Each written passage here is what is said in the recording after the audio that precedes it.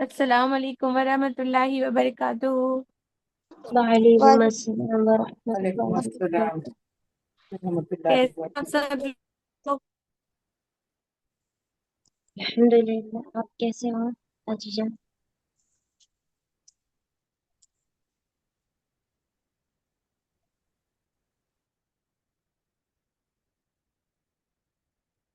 اعوذ باللہ من الشیطان الرجیم، بسم اللہ الرحمن الرحیم۔ رب اشرح لی صدری ویسر لی امری واحلل عقدۃ من لسانی یفقہوا قولی، رب زدنی علما۔ اللہم صلی علی محمد وعلی آل محمد کما صلیت علی ابراہیم وعلی آل ابراہیم انک حمید مجید۔ اللہم بارک علی محمد وعلی آل محمد کما بارکت علی ابراہیم وعلی آل ابراہیم انک حمید مجید۔ انشاءاللہ آپ سب لوگ خیریت سے ہوں گے۔ فاطمہ آ گئی ہے کیا؟ جی ہاں باجی، السلام علیکم ورحمۃ اللہ وبرکاتہ۔ وعلیکم السلام ورحمۃ اللہ وبرکاتہ۔ تو بیٹا ابھی جو میں نے شیئر کی نا آپ کو، اس میں کلیئر ہے، دیکھو چوتھے اور پانچویں نمبر کی حدیث جی آپ کو باجی، پڑھنا ہے، عربی متن ہے۔ جی اعوذ باللہ من الشیطان الرجیم، بسم اللہ الرحمن الرحیم۔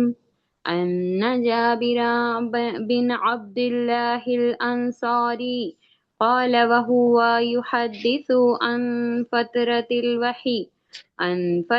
الوحي فقال في حديثه بين أنا أمشي إذ سمعت صوتا من السماء فرفعت بصري فإذا الملك الذي جاءني بحراء جالس على كرسي بين السماء والأرض فرعبت منه فرجعت فقلت زملوني فأنزل الله تعالى يا أيها المدثر قم فانذر إلى قوله والرجز فاهجر فحمي الوحي تابعه عبد الله بن يوسف وأبو صالح وتابعه هلال بن رداد عن الزهري وقال يونس ومعمر بوادره۔ ففتھ نمبر کی حدیث، بسم اللہ الرحمن الرحیم۔ حدثنا موسى بن اسماعیل قال حدثنا ابو اوانا قال حدثنا موسى بن ابي عائشة قال حدثنا سعيد بن جبير عن ابن عباس في قوله تعالى لا تحرك به لسانك لتعجل به قال كان رسول الله صلى الله عليه وسلم يعالج من التنزيل شدة وكان مما يحرك شفتيه فقال ابن عباس فأنا أحركهما لكم كما كان رسول الله صلى الله عليه وسلم يحركوهما وقال سعيد أنا أحركوهما كما رأيت ابن عباس يحركوهما فحرك شفتيه فأنزل الله تعالى لا تحرك به لسانك لتعجل به إن علينا جمعه وقرآنه قال جمعه له في صدرك وتقرأه فإذا قرأناه فاتبع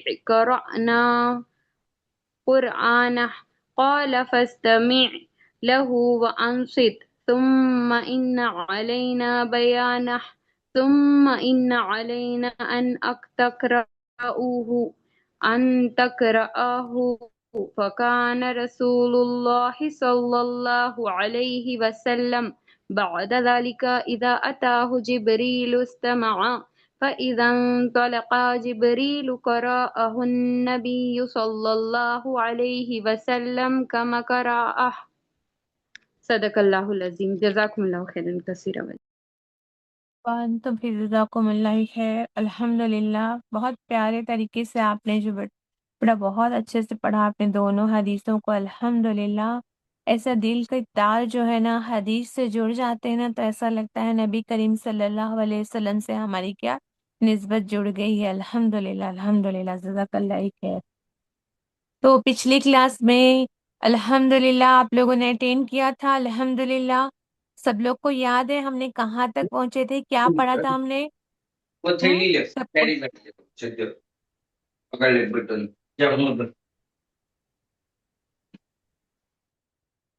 آپ لوگ کو یاد ہوگا ہم نے پڑھ رہے تھے خواب کے بارے میں نا.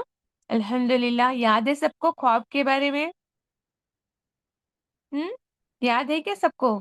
میری آواز آ رہی ہے سب کو کلیئرلی؟ جی جی جی. آپ لوگوں کو یاد ہے خواب کے بارے میں ہم نے بات کی تھی بہت ڈیٹیل میں کہ اچھے خواب کیا ہوتے ہیں، برے خواب کیا ہوتے ہیں، خواب کتنے ٹائپ کے ہوتے ہیں، برے خواب کو کیا کرنا چاہیے، اچھے خواب آ جائے تو کیا کرنا چاہیے. اچھا کون مجھے بتا رہا ہے برے خواب آئے تو کیا کرنا چاہیے؟ جی کروٹ بدل لینا چاہیے اور اعوذ باللہ من الشیطان الرجیم پڑھ لینا چاہیے. جی ماشاء ڈال اللہ ہے لینا نا. چاہیے. الحمد جی للہ. پورے خواب. اور بتانا چاہیے کہ نہیں بتانا چاہیے ہاں خواب نہیں کو؟ بتانا چاہیے. نہیں بتانا چاہیے بھائی، کیوں؟ کیونکہ وہ صحیح ہو جاتے ہیں. پرندے کے پیر میں معلق لٹکا ہوا رہتا ہے، اگر ہم بتاتے ہیں تو وہ حقیقت ہو جاتی ماشاء اللہ الحمد للہ. اللہ مزید مزید یاد ہے آپ لوگوں کو الحمد للہ ہے نا. تو اللہ سبحانہ تعالیٰ سے آج بھی ہم دعا کرتے ہیں کہ آج بھی ہم جو بھی پڑھیں گے نا انشاءاللہ تعالیٰ ہمارے دلوں میں ایسے ہی اللہ پاک محفوظ کرا دے ہے نا، ہم کو یاد کرا دے. الحمد للہ الحمد للہ. تو ہم حدیث نمبر 3 جو ہے وہ پڑھ رہے تھے. عائشہ رضی اللہ عنہا سے ہی روایت ہے. کیا پڑھ رہے تھے ہم؟ عائشہ رضی اللہ عنہا سے روایت ہے کہ انہوں نے فرمایا کہ رسول صلی اللہ علیہ وسلم پر وحی کی شروعات سچے خوابوں کی شکل میں ہوئی، اور آپ جو بھی خواب میں دیکھتے وہ صبح کی روشنی کی طرح نمودار ہوتا، مطلب وہ سچ ہو جاتا تھا. پھر آپ کو تنہائی پسند ہو گئی. آپ کو کیا ہو گئی؟ پھر تنہائی پسند ہو گئی، تنہائی محبوب ہو گئی، اور آپ غار حرا میں کیا کرتے تھے؟ تنہائی اختیار فرماتے، اور کئی کئی رات گھر تشریف لائے بغیر عبادت میں لگے رہتے. آپ کھانے پینے کا سامان گھر سے لے جا کر وہاں کچھ روز گزارتے، پھر خدیجہ رضی اللہ عنہا کے پاس واپس آتے اور تقریباً اتنے ہی دنوں کے لیے پھر کچھ کھانے پینے کا سامان لے جاتے. ایک روز پھر ہم پڑھتے ہیں نا. اب آپ دیکھیے کہ غار حرا. اچھا آپ لوگ بتائیں گے کون کون غار حرا دیکھے ہیں؟ کن کن لوگوں نے دیکھا ہے؟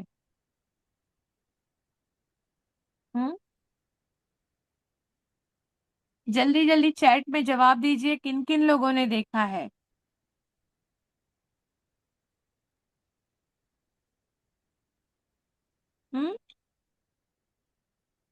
دیکھو نہیں دیکھے یہ بھائی. دیکھو فوٹو ہے نا. ماشاء اللہ. نہیں دیکھی دیکھو وہ بھائی. جب وہ گھمانے کے لیے لے جاتے ہیں نا تو وہ لوگ نیچے سے دکھاتے ہیں، لیکن ابھی آپ لوگ ینگ ہے، جو لوگ ینگ ہے جو چڑھ سکتے ہیں نا وہ جا کے اس کو دیکھ کے آنا. آپ کن لوگوں نے جا کے جی دیکھا ہے؟ انشاءاللہ. کسی نے جا کے نہیں دیکھا دیکھے ہے؟ بھائی. ہے نا، زیارت میں لے جاتے ہیں نہیں نا وہ لوگ، دیکھا. تو دیکھنا جا کر چڑھ کے ہے نا. غار حرا دیکھو یہ کتنا مطلب تنگ ہرا، مطلب بہت ہی تنگ جگہ ہوتی ہے وہ. آپ صلی اللہ علیہ وسلم وہاں جا کر رہتے تھے ہے نا. اب آپ کو میں پوچھوں گی کہ آپ بتائیے کہ یہاں سے جو ہے یہاں کیوں جاتے تھے آپ، ہے نا، یہ اپن ابھی بات کرتے ہیں. تو الحمدللہ آپ صلی اللہ علیہ وسلم وہاں جا کے تنہائی اختیار کرتے تھے اور کئی کئی دن تک کے گھر تشریف نہیں لاتے تھے. نبی صلی اللہ علیہ وسلم کا تنہائی پسند ہو جانا، غار میں جا کے بیٹھ جانا، کیا یہ رہبانیت تھا؟ رہبانیت تھا؟ نہیں بھائی. نہیں باجی. نہیں رہبانیت سے باجی، وہ آپ تو کیا سمجھتے ہیں؟ اکیلاپن. رہبانیت ہے نا، رہبانیت سے رہبانیت کیا مطلب سمجھتے اپنا ہیں؟ گھر دار بیوی بچے سب کچھ چھوڑ کے وہاں ہمیشہ کے لیے ہے نا، چلے جانا. چھوڑ کے بیٹھ جانا، ہے نا، یہ دنیا چھوڑ رہبانیت ہے. دینا. ماشاء اللہ ہے نا. اللہ مزید مزید. دیکھو عیسائیوں کا تصور ہے یہ نا رہبانیت، ترک دنیا، دنیا کو ترک کر دینا. راہب کا رہبہ سے نکلا ہے. رہبا کا مطلب ہوتا ہے خوف. راہب کون ہوتے تھے؟ عیسائیوں کے پرسٹ ہوتے ہیں. چرچوں میں جو ننس ہوتی ہیں نا، فادر جو ہوتے ہیں، ان کا خیال ہے کہ دنیا کی محبوب چیزوں کے پاس رہیں گے نا تو ایمان ہمارا بگڑ جائے گا، شیطان ہمیں ترنے والا بنا لے گا. اس لیے یہ لوگ راہب بن جاتے ہیں، دنیا سے بچ جاتے ہیں. یہ نہ کھاتے ہیں اچھا، نہ پہنتے ہیں اچھا، ایک ہی ٹائپ کا ڈریس پہنے ہوتے ہیں. مطلب وائٹ کلر کے کپڑے پہنے ہوتے ہیں اور اس میں کوئی فیشن کا نام و نشان نہیں ہوتا ہے. وہ تو ٹھیک ہے، اچھی بات ہے، سادگی، لیکن وہ نہ اچھا کھاتے ہیں، نہ اچھا پہنتے ہیں، نہ نکاح کرتے ہیں، نہ ماں باپ، نہ بھائی بہن، نہ اولاد، نہ کاروبار. تمام چیزوں کو یہ کیا کرتے ہیں؟ چھوڑ کر فقیر درویش بن جاتے ہیں. اس کو ان کے یہاں کیا کہا جاتا ہے؟ رہبانیت، ہے نا. ہمارے یہاں بھی کہتے ہیں، لیکن ہمارے یہاں اس کا کوئی تصور نہیں ہے. دین اسلام میں رہبانیت کا کوئی تصور نہیں ہے. آپ صلی اللہ علیہ وسلم نے واضح طور پر فرما دیا تھا. 3 صحابی تھے، آپ صلی اللہ علیہ وسلم کے گھر تشریف لائے تھے. آپ صلی اللہ علیہ وسلم باہر تھے، عائشہ رضی اللہ عنہا تھی، تو وہ لوگ کچھ بات کر رہے تھے، ہے نا. تب وہ چلے گئے. تب آپ صلی اللہ علیہ وسلم جب آئے تو عائشہ رضی اللہ عنہا نے بتایا کہ وہ لوگ ایسی ایسی باتیں کر رہے تھے. تو آپ صلی اللہ علیہ وسلم نے واضح طور پر فرمایا، وہ 3 صحابیوں نے کہا تھا نا کہ لگاتار ہم روزے رکھیں گے، ہے نا، ہم تو لگاتار روزے رکھیں گے، ساری رات نہیں سوئیں گے، بیویوں سے تعلق بھی نہیں کریں گے. آپ نے ان کو بلا کے فرمایا، لوگوں کو کیا ہو گیا ہے؟ حلال چیزوں کو حرام کرتے ہیں. میں تم میں سے سب سے پرہیزگار ہوں، اور میں سوتا بھی ہوں، میں جاگتا بھی ہوں، میں کھاتا بھی ہوں، میں روزے بھی رکھتا ہوں، میں نکاح بھی کرتا ہوں، ہے نا. اور جس نے میری سنت سے منہ موڑا وہ مجھ میں سے نہیں ہے. مطلب ہم کو سنت کو جاننا اور سمجھنا کتنا ضروری ہے، حدیث کا پڑھنا کتنا ضروری ہے، کیونکہ رسول صلی اللہ علیہ وسلم نے کیا فرمایا؟ جس نے میری سنت سے منہ موڑا وہ مجھ سے نہیں ہے. تو یہ تعلیم ہے نا، اس کو سیکھنا پڑتا ہے، سیکھنا ضروری ہوتا ہے. فرمایا میرے دین میں رہبانیت نہیں ہے، مطلب اسلام میں ترک دنیا کا کوئی تصور ہی نہیں ہے. نہ رہبانیت کے سارے فائدے اللہ نے کیا کر دیا؟ جہاد اور ہجرت سے جوڑ دیا ہے نا. رہبانیت کے سارے فائدے جو ملنے چاہیے نا، اگر انسان کو چاہیے کہ وہ دنیا سے تھوڑی دیر کے لیے دور رہنا چاہتا ہے تو وہ جہاد کر لے، ہجرت کر لے، ہے نا. ویسے بھی اسلام کیا ہے؟ درمیانہ روی پہ ہے نا. دنیا میں رہ کر دنیا میں غرق نہیں ہونا ہے نا، غرق نہیں ہونا ہے، لیکن دنیا کو چھوڑنا بھی نہیں ہے، ترک بھی نہیں کرنا ہے، اور غرق بھی نہیں ہونا ہے دنیا میں. سمجھ میں آ رہی نا آپ لوگوں کو بات؟ آپ ہی زیادہ آپ ہی گہری آپ ہی جہاد مینس کیا ہوتا ہے آپ ہی؟ جہاد کرنا مطلب اپنے دین کو غالب لانے کے لیے، دین کو جتانے کے لیے، دین کو قائم کرنے کے لیے جد و جہد کرنا، سنگھرش کرنا. پہلے زمانے میں جب کرنا پڑتا تھا تو یہ تلواروں سے ہوتا تھا، جنگ کرنے سے ہوتا تھا. لیکن آج کے زمانے میں لوگوں کو کیا ہے؟ دین سے جوڑنا، لوگوں کو دین سے، ہے نا، دین کے کام سے لگانا، دین کو پھیلانا، یہ سب کیا ہوتا ہے؟ آج جد و جہد ہے. یا پھر میں خود بھی اگر پڑھتی ہوں، قرآن پڑھنے کے لیے مشکلات کو سہ رہی ہوں، ہے نا، کلاس اٹینڈ کرنے کے لیے اگر مجھے حدیث قرآن سے جڑنے کے لیے مجھے مشکل پیش آ رہی ہے، لیکن میں پھر بھی ثابت قدم رہتی ہوں، وہ بھی جہاد ہوتا ہے. ٹھیک ہے، اوکے، جی جزاک اللہ خیر. انڈرسٹوڈ. ٹھیک ہے السلام جی، علیکم ورحمۃ الحمد اللہ للہ. وبرکاتہ. جی آپ جزاک اللہ. اور جی، آپ ہی وہ ایک جگہ سے دوسری جگہ جاتے ہو اس کو کیا وہ بولتے ہیں آپ ہی؟ ہجرت ہوتا ہے، وہ ہجرت ہجرت ہوتا ہے. ہوتا ہے. اچھا جی آپ ہی جزاک اللہ خیر آپ کثیر. کا الحمد للہ آپ کا غار میں رہنا رہبانیت نہیں ہے. کیوں بھائی غار میں رہنا رہبانیت نہیں ہے؟ آپ ہی تو دنیا چھوڑ کے جا رہے ہیں نا. لیکن وہ غار میں رہنا رہبانیت نہیں ہے. کیوں؟ پہلی بات کہ آپ ہمیشہ کے لیے نہیں چلے گئے تھے، آپ واپس پلٹتے تھے، اور ساتھ میں زیادہ راہ لے کے جاتے تھے. آپ پرماننٹ کے لیے نہیں چلے گئے تھے وہاں رہنے کے لیے غار میں، ہاں. اور اپنی فیملی کے لیے وہ کھوج خبر لیتے تھے، واپس پلٹتے تھے، زیادہ راہ لینے آتے تھے، اور گھر میں سب کچھ دیکھتے تھے اور پھر جاتے تھے اکثر. مطلب اور پھر مقصد بھی آپ کا کیا تھا؟ مقصد یہ نہیں تھا کہ میں جا کے عبادت ہی کرتا رہوں. مقصد آپ کا یہ تھا کہ کیسے میں لوگوں کی اصلاح کروں، کچھ غور و فکر کروں، کچھ میں اللہ سے کیا ہے رہنمائی حاصل کر لوں اور لوگوں کی اصلاح کر سکوں. اور پھر یہ بھی دیکھیے کہ یہ عمل نبوت سے پہلے کا عمل ہے نا. آپ کو ابھی نبوت نہیں ملی تھی، تب کا عمل ہے یہ. آپ کا کوئی دین کا کوئی زیادہ، ہے نا، پختہ تصور نہیں تھا دین کا وہاں پر، ہے نا. مشرکین مکہ تو کہتے تھے کہ ہم دین ابراہیم پر ہے، لیکن ان کا پورا دین جو ہے نا بالکل بدل چکا تھا۔ تو نبوت سے پہلے کا یہ عمل ہے نا، اور جب آپ صلی اللہ علیہ وسلم کو نبوت مل گئی، پھر تو کبھی آپ ہے نا ایسا اکیلے جا کے ہے نا مطلب غور و فکر کرنا، ایسا آپ نے کبھی طریقہ اختیار نہیں کیا۔ تو اس کا مطلب کہ آپ کا جو طریقہ تھا وہ رہبانیت نہیں ہوتی ہے نا۔ تو ہم کیوں یہ سب پڑھتے ہوئے جا رہے ہیں کہ کئی لوگ جو ہے یہ سب چیزیں بیچ میں لا کے ہے نا ہمارے سامنے اگر کوئی یہ باتیں کرے تو ہم ان کو کیا کر سکے، جواب دے سکے، دفاع کر سکے، اپنے دین کی، اپنے اسلام کی، اپنے نبی کی ہم دفاع کرنے کے لائق ہو جائیں۔ اس لیے میں جب آپ کو یہ پڑھاتے جاتی ہوں نا، تو آپ کے یہ جو اندر سے جو کوشچنس اٹھتے ہیں نا ہمارے دماغ میں، جو اسٹرائک ہوتے ہیں کوشچن، وہ سب کا میں کیا کرتی ہوں، آنسر دیتے ہوئے جاتی ہوں آپ کو، ٹھیک ہے؟ تو آپ لوگوں کو ایسے پڑھنا پسند ہے یا پھر میں ڈائریکٹ حدیث پڑھتی جاؤں اور سمجھاتی جاؤں؟ نہیں آپ یہ ایسے ہی اچھا ہے۔ آپ سب لوگ ایگری ہیں بیٹا؟ ہم جی سب لوگ باجی۔ ایگری ہیں؟ جی باجی۔ تم لوگ فٹافٹ فٹافٹ جواب دیا کرو، ہے نا، ہم پوچھتے جی ہیں جی تو، جی ٹھیک ہے؟ جی اوکے۔ الحمدللہ۔ اب آپ دیکھیے، آپ تنہائی پسند ہو گئے، یہاں پہ آئے نا کہ آپ تنہائی، پھر آپ کو تنہائی پسند ہو گئی۔ آپ بتائیے، آپ کو تنہائی پسند کیوں ہو گئی؟ پھر کیوں اکیلے رہنا پسند کرنے لگے تھے آپ؟ کیونکہ باجی جب مکہ میں آپ صلی اللہ علیہ وسلم رہتے تھے تو وہاں کے لوگ گانے باجے ان ساری چیزوں کو پسند کیا کرتے تھے، بتوں کی پیروی کرتے تھے، تو یہ سب آپ صلی اللہ علیہ وسلم کو پسند نہیں آتا تھا۔ جی ماشاء اللہ، الحمد للہ، اللہ مزید مزید۔ دیکھو بدوؤں کا کیا، جاہل تھے وہ لوگ، ان کا طریقہ تھا، لا علمی کا طریقہ تھا، تو ظلم، زیادتی، بت پرستی، گناہ، فتنہ، فساد، برہنہ ہو کے طواف کرنا، شراب، جوا، زنا، خریزی، یہ سب آپ دیکھتے تھے نا تو آپ تڑپ اٹھتے تھے، ہے نا۔ قرآن میں بھی تو آتا ہے نا کہ محمد صلی اللہ علیہ وسلم آپ تو اپنی جان کو بھلائے دے رہے ہیں ان کے غم میں کہ ان کو کیسے ہدایت ملے گی، ہے نا۔ ایسا بار بار اللہ کہتے ہیں نا، اللہ فرماتے ہوئے نظر آتے ہیں ہم کو قرآن میں، ہے نا، کہ محمد صلی اللہ علیہ وسلم آپ تو اپنی جان کو بھلائے دے رہے ہیں۔ کتنی محبت سے اللہ پکارتے ہیں نا ان کو، محمد صلی اللہ علیہ وسلم کو۔ الحمدللہ، اللہ ہمارے دلوں میں بھی ان کے لیے اتنی سے زیادہ محبت پیدا کر دے، ہے نا۔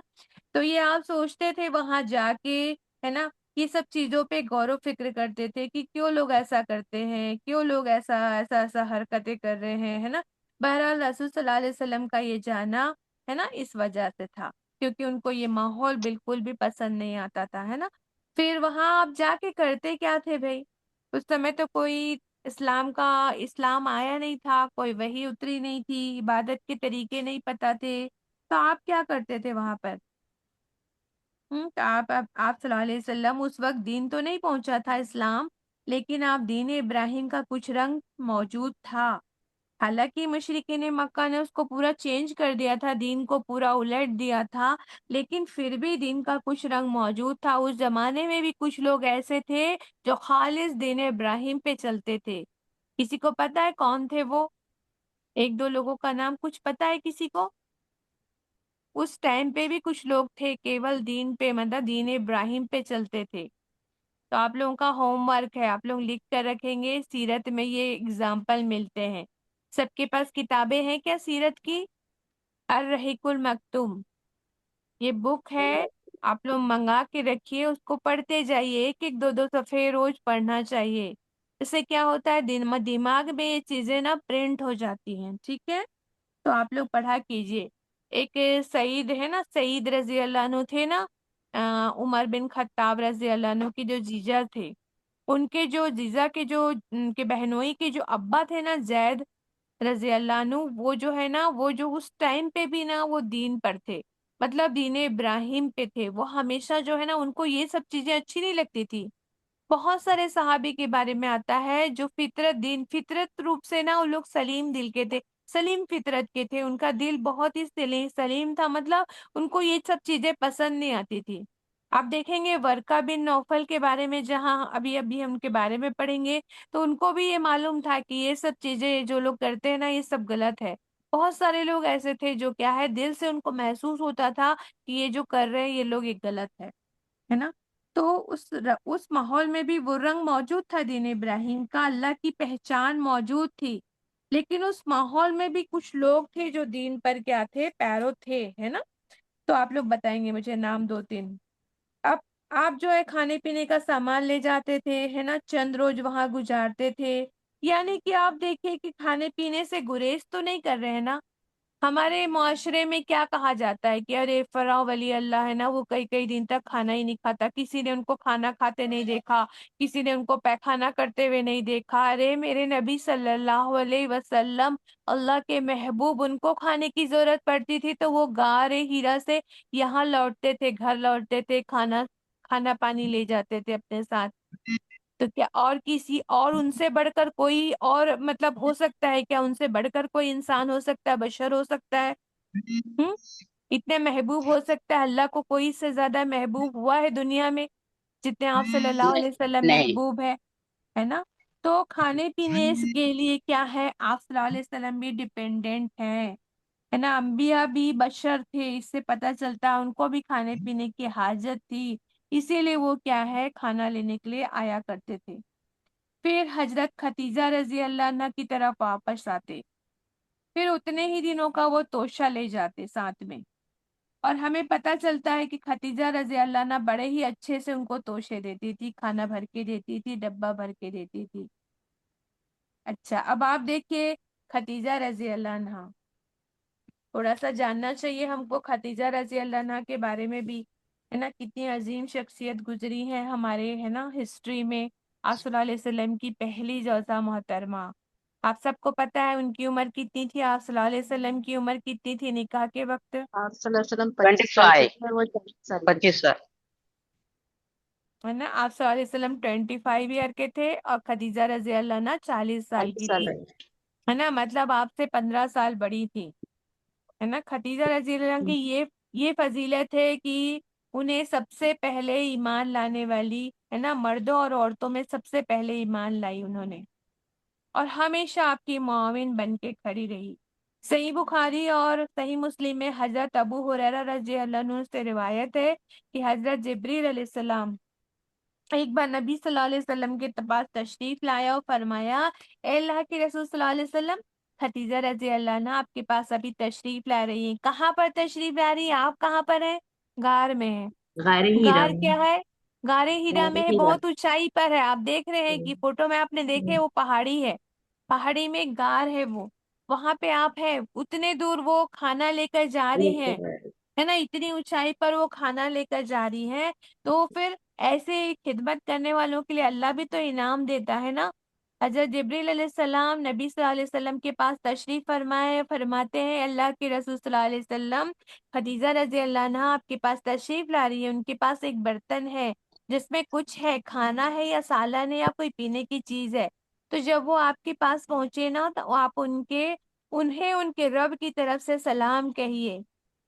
ماشاء اللہ، الحمدللہ، اللہ سبحانہ تعالیٰ جن کو سلام بھیج رہے ہیں دنیا میں، ہے نا، نیک لوگوں کو تو اللہ وہاں پہ، ہے نا، جنت میں جب وہ سلام کریں گے، کروائیں گے، کریں گے، لیکن یہاں پہ اللہ سبحانہ تعالیٰ سلام بھیج رہے ہیں دنیا میں، اور کہہ رہے ہیں جبریل علیہ السلام کی میرا بھی سلام کہیے ان کو، اور ان کو جنت میں موتیوں کے محل کی خوشخبری دے دیجئے، جس میں نہ شور شرابہ ہوگا، نہ پریشانی، نہ کوئی تھکن۔ اب آپ بتائیے کہ ان کو جو موتیوں کے محل کی خوشخبری دی گئی تھی جس میں شور شرابہ نہیں ہوگا، آپ لوگ بتا سکتے ہیں یہ والی بات کیوں فرمائی تھی؟ کوئی بتا سکتا ہے کیونکہ کہ بعد شور شرابہ نہیں ہوگا؟ کیونکہ بعد باجی جو مکہ والے ان کو غار پریشان سے کر رہے تھے، مطلب اسی کی طرف اشارہ ہوگا نا۔ نہیں، کیونکہ وہاں سکون رہتا ہوا جی، سکون رہتا ہے، شور شرابہ نہیں رہتا، جہاں وہاں سکون رہتا باقی ہے۔ مطلب نہیں، عام دنوں میں بھی ہم ایسے شور شرابے کو پسند نہیں کرتے، اس لیے اللہ رب العالمین نے سکونت کی بات نہیں، نہیں، نہیں بیٹا، باجی کیونکہ وہ ان کو دی ہمیشگی گئی کے ہے لیے نا، ان کو دی گئی، خدیجہ رضی اللہ عنہ کو یہ خوشخبری مل رہی ہے نا، کیوں مل رہی ہے یہ؟ کیونکہ کیونکہ وہ بعد اتنی میں پریشانیاں جو غار اٹھا رہے ہیں باجی، اور اتنی وہ پریشانی اٹھا کر جو کھانا ایکچولی کیا ہوا بتاؤ، ایکچولی کیا تھا، جو مفسرین ہے نا، جو مطلب یہ جو ان کی بات علماء کرام جو لکھتے ہیں نا، وہ بتاتے ہیں کہ اس حدیث کے بارے میں کہتے ہیں کہ ان کو شور شرابہ سے مطلب بچنے والے موتیوں کے محل کی بشارت اس لیے دی گئی کہ انہوں نے جتنے سال تک رسول صلی اللہ علیہ وسلم کے ساتھ رہی، 25 سال تک آپ صلی اللہ علیہ وسلم کے ساتھ رہی، کبھی آپ نے اف تک نہیں کیا. آپ صلی اللہ علیہ وسلم سے یہ نہیں کہا کہ آپ نے یہ کیوں کیا، اور یہ بھی نہیں کہا کہ یہ کیوں نہیں کیا. کبھی آپ نے ان سے تکرار اور بحث نہیں کی. ہمارے گھروں میں کیا ہوتا ہے، ہم تکرار بحث کرتے ہیں، شور شرابہ ہو جاتا ہے گھروں میں، ہوتا ہے کہ نہیں؟ تو ان مطلب کی باجی ایک زندگی، فرما بردار بیوی بن کر رہی ہوں. ہاں، انہوں نے کبھی اپنے شوہر سے بحث بازی نہیں کی، شور شرابہ نہیں کیا. اس لیے اللہ سبحانہ تعالیٰ نے ان کو ویسا گھر دیا جنت میں، محل جیسا، جس میں شور شرابہ نہیں ہوگا. ہم اور آپ نہیں چاہتے کہ ہم کو بھی ایسا گھر ملے؟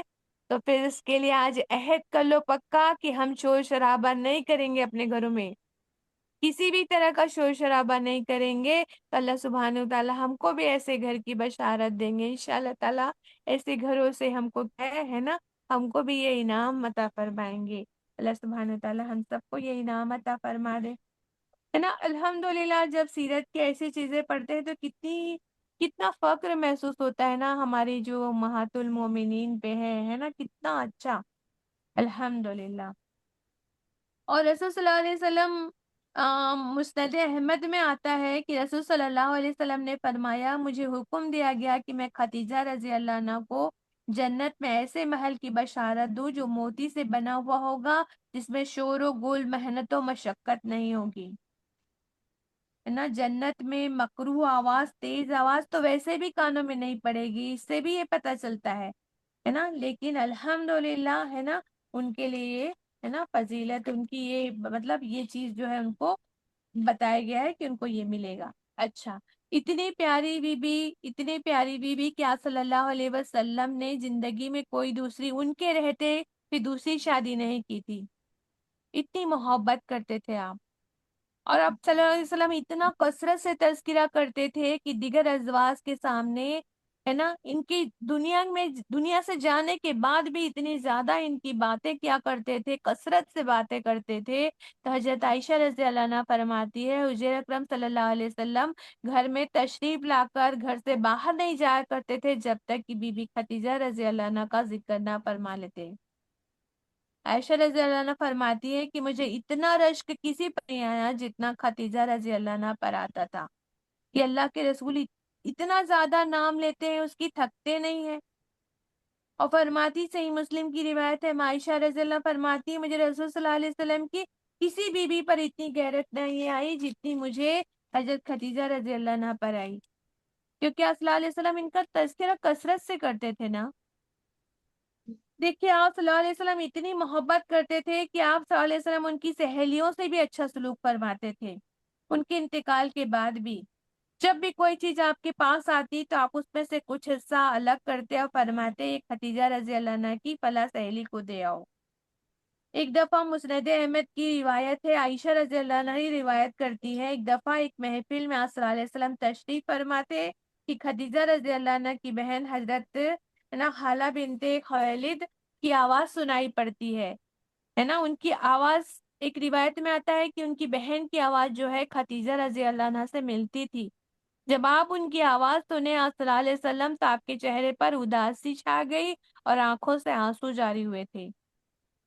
اتنا زیادہ مطلب محبت کرتے تھے آپ صلی اللہ علیہ وسلم. ایک روایت میں آتا ہے کہ عائشہ رضی اللہ عنہ نے فرمایا، رسول صلی اللہ علیہ وسلم آپ تو ہمیشہ ہی اس ہے نا بوڑھی بیوی کو یاد کرتے رہتے ہیں، جبکہ آپ کو اللہ نے اس کے بدلے میں ہے نا بہتر جوان ہے نا باقرہ بیویاں آپ کو دی ہیں.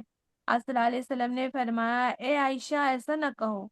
خدیجہ رضی اللہ عنہ کا تعارف فرمایا کہ عائشہ ایسا نہ کہو، وہ مجھ پہ اس وقت ایمان لائی جب مجھے کوئی نہیں مانتا تھا.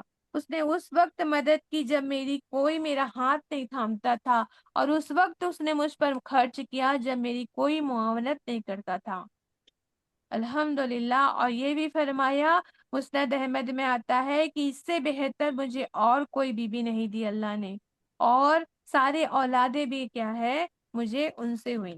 جب انہوں نے فرمایا تھا تب جو آخری جو ماریا ہے نا، ماریا کی ابتدا تھی نا، تب وہ نہیں آئی تھی، ان سے ان کو ابراہیم پیدا ہوئے تھے نا، جو بچپن میں ہی ان کا بھی انتقال ہو گیا تھا. تو سب سے افضل عورتوں، آپ صلی اللہ علیہ وسلم نے فرمایا، مسند احمد میں آتا ہے، جنت کی عورتوں میں سب سے افضل عورتوں میں 4 عورتیں ہیں، ہے نا؟ کون کون ہے ان میں؟ خدیجہ رضی اللہ عنہا سب سے ٹاپ پر ہے نا؟ خویلد ہے نا، فاطمہ بنت محمد صلی اللہ علیہ وسلم، مریم اور بیوی مریم، بیوی آسیہ، ہے نا، جو فرعون کی بیوی تھی۔ تو ان سب آتے ہیں، اور اس میں جو ہے فاطمہ رضی اللہ عنہ کے ساتھ کسی کسی حدیث میں عائشہ رضی اللہ عنہ کا نام آتا ہے، تو وہ واللہ عالم، ہے نا؟ تو اتنی بہترین، سب سے بہترین عورت ہے نا، تو دنیا کی بہترین عورت میں ان کا نام آتا ہے خدیجہ رضی اللہ عنہا، ان جنہوں نے بعثت نبی سے لے کر اپنے آخری وقت تک نبی صلی اللہ علیہ وسلم کا ہر طرح سے ساتھ دیا، اپنی جان سے، مال سے، ہے نا، ہر طرح سے انہوں نے ان کی مدد کی نہ، کہ جتنا خرچ کرتے تھے آپ صلی اللہ علیہ وسلم کو، وہ پورا کا پورا مال ان کے قدموں میں لا کر رکھ دیا تھا۔ الحمدللہ آپ دیکھ رہے ہیں کہ کتنی زیادہ محبت، جب عورتیں بھی ایسی ہوتی ہیں تو پھر اللہ محبت بھی تو ایسا دیتا ہے نا شوہر کی دلوں میں، تو اتنی زیادہ معاونت، ایک دم مطلب آپ کے لیے ستون بن کھڑی رہتی تھی، ہمیشہ معاون بن کے کھڑی رہتی تھی، الحمدللہ۔ ایک جیسے دیوار تھی، وہ پشت کے پیچھے کھڑی ایک دیوار تھی، کوئی شکوہ نہیں، کوئی شکایت نہیں، کوئی ناراضگی نہیں۔ آپ دیکھیے نا، اگر ہمارے یہاں کی عورتیں ہم ہوتی تو اگر وہ گار میں چلے جاتے، واپس آتے کھانا لینے کے لیے، پھر کھانا لے کر پھر چلے جاتے، تو ہم جس ماحول میں رہتے ہم کیا کرتے؟ 10 باتیں سناتے۔ آج ہمارے مرد کسی جماعت کے کام سے یا ہے نا تبلیغ کے کام سے چلے بھر جائیں، اس کے بعد واپس آئے تو کتنی باتیں ہم سنا دیتے ہیں، لیکن یہ جب آتے تھے نا، کوئی شکایت نہیں، کوئی خفقی نہیں، کوئی شکن نہیں ماتھے پر، اتنی کھندے پیشانی کے ساتھ، خوش دلی کے ساتھ ان کا سامان ہے نا، ان کا کھانا تیار کرتی، توشہ تیار کرتی، اور پھر وہ چلے جاتے تو پیچھے سے حافظات کا وہ طریقہ بھی کرتی، ہے نا؟ جو اچھی عورتوں کی جو اللہ نے کیا بتائے ہیں، ہے نا، صفات بتائے ہیں نا قرآن میں، حافظات، قانتات، تو حافظات کا طریقہ، نبی صلی اللہ علیہ وسلم کے گھر بار، مال، عزت، آبرو، جوان بیٹیوں کی حفاظت کرنا، ان کا طریقہ شیبہ نظر آتا ہے۔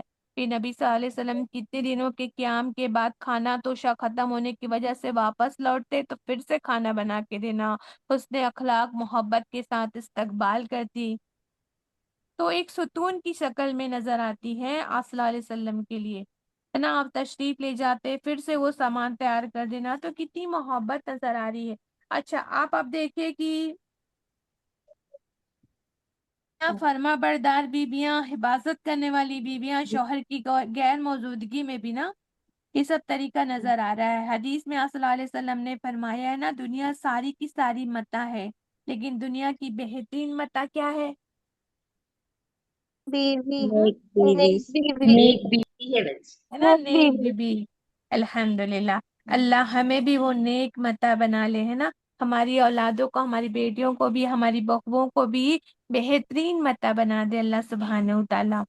آپ صلی اللہ علیہ وسلم نے فرمایا، ایک نیک بیوی اپنے شوہر کے دین کا ستون ہے، مطلب جن کی بیویاں نیک ہوتی ہیں نا تو ان کے شوہر بھی نیک بن ہی جاتے ہیں۔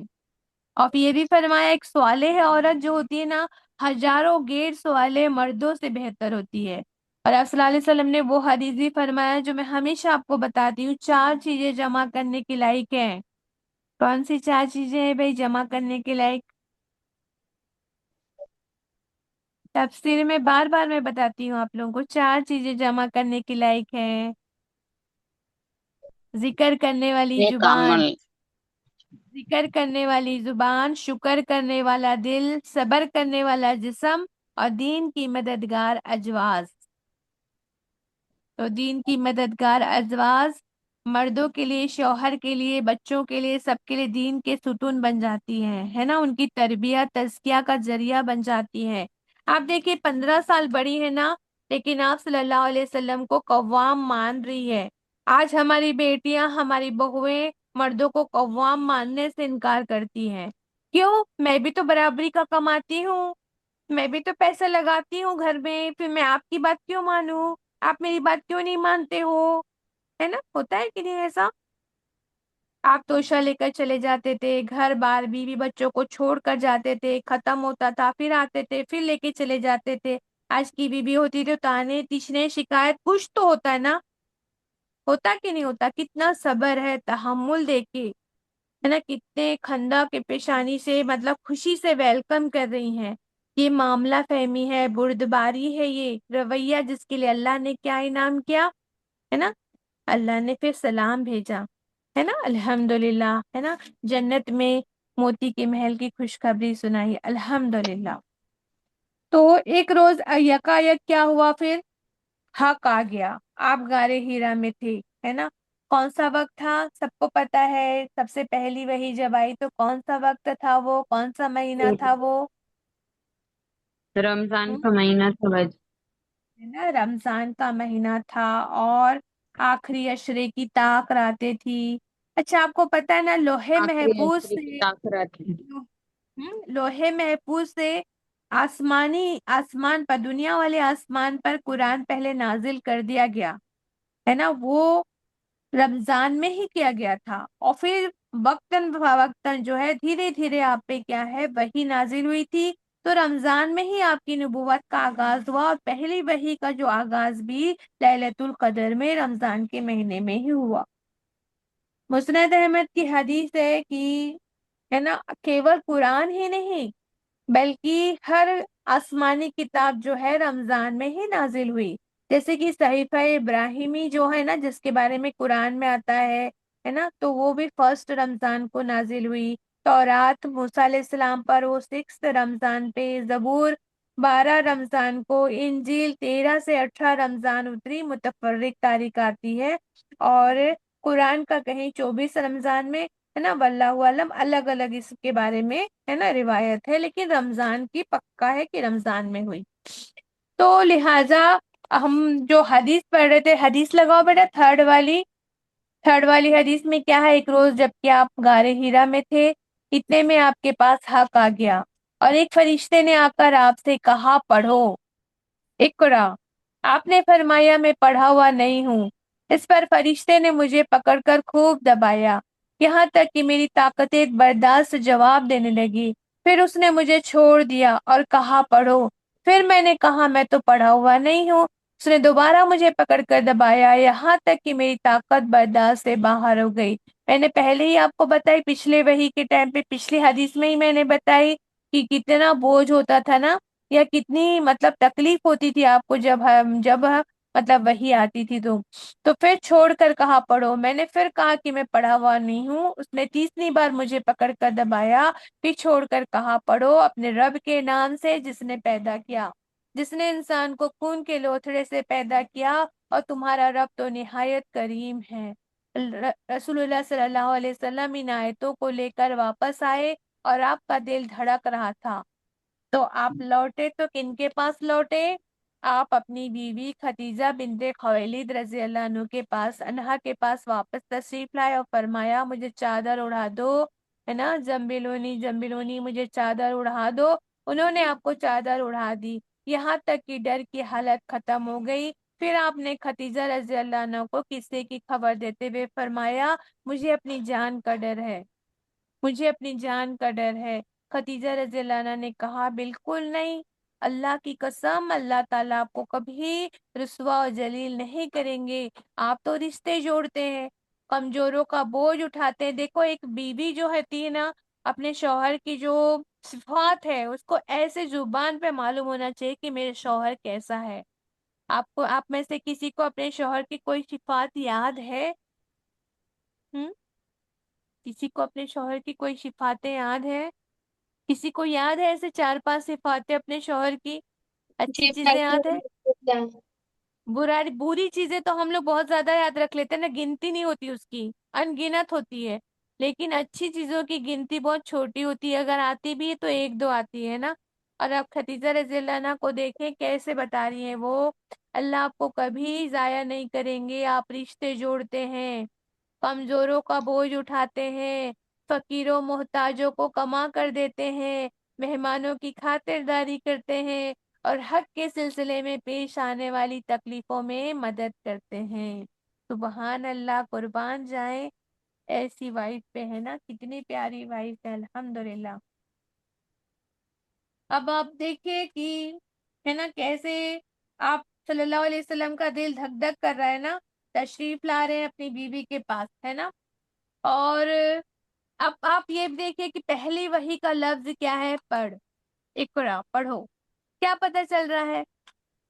دین ہمیشہ سے ایک ہی رہا ہے، آدم علیہ السلام سے لے کر محمد صلی اللہ علیہ وسلم تک اسلام ہی دین رہا ہے نا۔ آدم علیہ السلام کو تخلیق کرنے کے بعد اللہ نے کیا کیا ہے نا، سبھی چیزوں کا علم دیا نا، اور پھر سامنے رکھ کر پوچھا تھا فرشتوں سے ان کے نام بتا دو اگر تم ہے نا سچے ہو تو۔ وہ نہیں بتا پائے، لیکن آدم علیہ السلام نے بتا دیا۔ تو علم کی کتنی اہمیت ہے نا۔ پہلا لفظ محمد صلی اللہ علیہ وسلم کے ساتھ بھی پڑھیے، ہے نا، اقرا۔ اسلام پڑھنے لکھنے کے مخالف نہیں ہے۔ اسلام قرآن، حدیث، سنت، تعلیم، تدریس، دنیاوی، دینی، رزق حلال سیکھنے کی مناہی نہیں کرتا ہے۔ دین علم سیکھنے کو پروموٹ کرتا ہے۔ ہمارا دین کہیں رکاوٹ نہیں ہے، نہ مرد کے نہ عورت کے، کسی کے دین میں رکاوٹ نہیں ہے، کسی کی پڑھائی کے لیے رکاوٹ نہیں ہے اسلام۔ فرشتے نے کہا پڑھ تو فرمایا میں تو پڑھا ہوا نہیں ہوں۔ صلی اللہ علیہ وسلم فرماتے جا رہے میں تو پڑھا ہوا نہیں ہوں، کیا رویہ ہے؟ آپ امی تھے نا، آپ کو پڑھنا لکھنا نہیں آتا تھا، اللہ نے بہت انعامات دیے تھے نا آپ کو۔ ہم پڑھتے ہیں نا سورہ دوحہ میں، یتیم پا کر آپ کو ہے نا اللہ نے کیا کیے ہے نا، سہارے دے دیے آپ کو، ہے نا ہر چیز سے نوازا۔ کیا اللہ آپ کو ہے نا علم سے پہلے سے ہی نواز نہیں سکتے تھے؟ ہے نا، لیکن اللہ نے آپ کو امی رکھا، اس کے پیچھے حکمت تھی اللہ کی۔ پہلی بات تو یہ کہ اللہ سبحانہ و تعالیٰ یہ نہیں چاہتے تھے کہ میرے محبوب صلی اللہ علیہ وسلم کا ٹیچر کوئی اور ہو، معلم کوئی اور ہو۔ دوسری بات جو مین یہ ہے کہ جب ہے نا آپ پڑھے لکھے نہیں تھے، تو جب وحی اترے تو اللہ کی حکمت تھی، جب وحی اترے گی تو کہیں لوگ الزام نہ لگائے۔ آپ پڑھے لکھے ہوتے تو لوگ الزام لگا دیتے، مشرکین مکہ تو بڑے بڑے الزام تراشی کرتے تھے نا، تو کہیں الزام نہ لگا دے وہ لوگ کہ ارے آپ نے تو پرانی کتابوں کو پڑھ لیا، اللہ کی ہے نا الہامی صحیفوں کو، کتابوں کو پڑھ لیا اور اب اس کو گڑھ کے ہمارے سامنے سنا رہے ہیں۔ اس لیے اللہ نے ان کو امی رکھا تاکہ وہ لوگ اعتراض ہی نہ کر سکے، ہے نا، کہ آپ نے پڑھ کے گڑھ لیا ہے اور ہم کو اب پہنچا رہے ہیں۔ جو بشری علمی کمی تھی، صلی اللہ علیہ وسلم کو پڑھنا لکھنا نہیں آتا تھا، تو صلی اللہ علیہ وسلم اس کا اعتراف بھی کر رہے ہیں۔ کیا رویہ نظر آ رہا ہے؟ آپ کی سادگی، آپ کی انکساری، آپ کی عاجزی، کوئی تکبر نہیں ہے، کوئی شرم محسوس نہیں ہو رہی کہ مجھے نہیں آتا ہے۔ اپنے کسی کام کو اپنی انا کا معاملہ نہیں بنانا چاہیے، اعتراف کرنا چاہیے، ہے نا، کہ مجھے یہ چیز نہیں آتی ہے۔ یاد رکھیے ہم بھی قرآن حدیث کے کیا ہے، ہے نا طالب علم بھی ہے، اور ہم کل کیا بنیں گے، داعی بھی بنیں گے۔ تو کیا ہے، ہم کو جو چیز نہیں آتا ہے تو ہمیں کہہ دینا ہے کہ مجھے یہ نہیں آتا ہے۔ آپ دیکھیے ابو حنیفہ رحمۃ اللہ علیہ علم کا سمندر تھے، لیکن جب کوئی پوچھتا اور آپ کو نہیں آتا تو بول دیتے تھے مجھے آج یہ نہیں آتا ہے، میں آپ کو پڑھ کے بتاؤں گا۔ کیونکہ آپ صلی اللہ علیہ وسلم نے فرمایا نا، اس سے زیادہ ظالم کون ہے؟ جو اللہ پر اور اس کے رسول پر جھوٹ گڑے، ہاں، جس نے صحیح حدیث ہے، ابو ہریرہ رضی اللہ عنہ راوی ہے، جس نے مجھ پر دانشتہ جھوٹ بولا اس نے اپنا ٹھکانہ آگ میں بنا لیا۔ اللہم اجرنا من النار۔ تو جھوٹی بات نہ کہیں، معذرت کریں، اگر آپ کو نہیں آتا ہے بعد میں بتا دوں گی۔ علمی کمی کو اپنی دور کرنے کی کوشش بھی کریں، جو مجھے نہیں آتا ہے تو میں اسے علم کو حاصل کر لوں۔ الحمدللہ آپ نے فرمایا میں پڑھا ہوا نہیں ہوں۔ جبریل امین نے کیا کیا؟ صلی اللہ علیہ وسلم کو دبایا، یہاں تک کہ قوت برداشت جواب دینے لگی۔ پھر صلی اللہ علیہ وسلم عنایت کے ساتھ واپس آئے، دل دھڑک رہا ہے، خوف ہے، ڈر ہے، اور پھر کس کے پاس لوٹتے ہیں؟ اپنی بیوی محبوبہ کے پاس لوٹتے ہیں، خدیجہ رضی اللہ عنہ کی طرف، ہے نا۔ پھر انہوں نے کیا کیا؟ اپنے سارے مطلب الحمدللہ سارے کانٹیکٹ کو، ساری چیزوں کو انہوں نے یوز کیا، ہے نا، اور کیا کیا؟ اب آگے آ رہا ہے کہ خدیجہ رضی اللہ عنہ جب وہ آئے تو جب انہوں نے کہا نا تو سوال جواب نہیں کیا، سیدھا انہوں نے کہا کہ چادر اڑا دو، اتنے دنوں کے بعد آئے ہیں چادر اڑا دو، تو اڑا دیا۔ یہ نہیں کہا کہ اتنے دنوں بعد تو آئے ہیں، کیا جواب نہیں دے سکتے، کیا ہو گیا ہے، اب کیا ہو گیا، بیمار ہو گئے تو آ گئے، نہیں، سیدھا انہوں نے کہا اڑا دو تو اڑا دیے۔ جب ان کی طبیعت ٹھیک ہوئی تو وہ اٹھ کر انہوں نے کیا کیا، قصے کی خبر دی کہ ایسا ایسا ہوا، تو مجھے اپنی جان کا ڈر ہے۔ پھر ان کو تسلی بھی دے رہی ہے نا خدیجہ رضی اللہ کی، بالکل نہیں، آپ کے ساتھ ایسا کبھی نہیں کریں گے اللہ، ہے نا، الحمدللہ الحمدللہ، ہے نا۔ تو انہوں نے اڑا دی، ہے نا، تو معاملہ فہمی، ہے نا، بیجا سوال جواب سے بچ رہی، اطاعت فرما برداری کر رہی ہیں، الحمدللہ۔ اس کے بعد پھر خدیجہ رضی اللہ عنہ محمد صلی اللہ علیہ وسلم کو ساتھ لے کر اپنے چچا جاد بھائی ورقہ بن نوفل بن اسد بن عبد العزیٰ کے پاس گئیں، الحمدللہ۔ ہر طریقے سے ان کو تسلی، ہے نا، مدد کیسے کر رہی ہے دیکھو، اپنے چچیرے بھائی کے پاس ورقہ بن نوفل بن اسد بن عزیٰ کے پاس لے کر گئی۔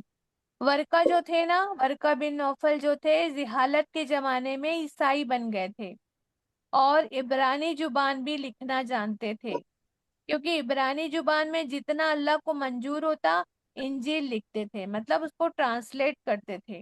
ورقہ کیا تھے، بہت بوڑھے اور اندھے بھی ہو چکے تھے۔ ان سے خدیجہ رضی اللہ عنہ نے کہا، انہوں نے کہا کہ بھائی جان آپ اپنے بھتیجے کی بات سنیں۔ اب آپ بولیں گے کہ وہ تو اپنا بھائی کہہ رہی ہے، لیکن آپ صلی اللہ علیہ وسلم کے لیے کیا یوز کر رہے ہیں، وہ بھتیجے کی بات سنیں، کیونکہ ایسا آتا ہے کہ آپ صلی اللہ علیہ وسلم کے ابو اور یہ جو ہے نا دینی بھائی تھے، یا پھر ان کا کچھ مطلب رشتہ داری تھی ان کی، ہے نا، عبد العزیٰ جو ہے نا ان سے مطلب کچھ جڑاؤ تھا ان کا، تو آپ اپنے بھتیجے کی بات سنیں۔ تو ورقہ بن نوفل نے آپ صلی اللہ علیہ وسلم سے پوچھا، بھتیجے کیا دیکھتے ہو آپ؟ رسول صلی اللہ علیہ وسلم نے جو کچھ دیکھا تھا وہ بیان کر دیا۔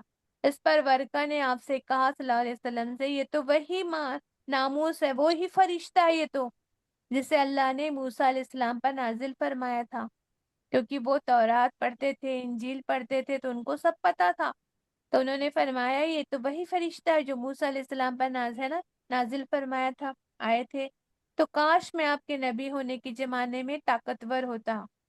ان کی کاش تو دیکھیے، جو اللہ والے ہوتے ہیں نا ان کی کاش دیکھیے۔ ہمارے اور تمہارے کاش کیا ہوتے ہیں، آپ کے اور میرے کاش کیا ہیں؟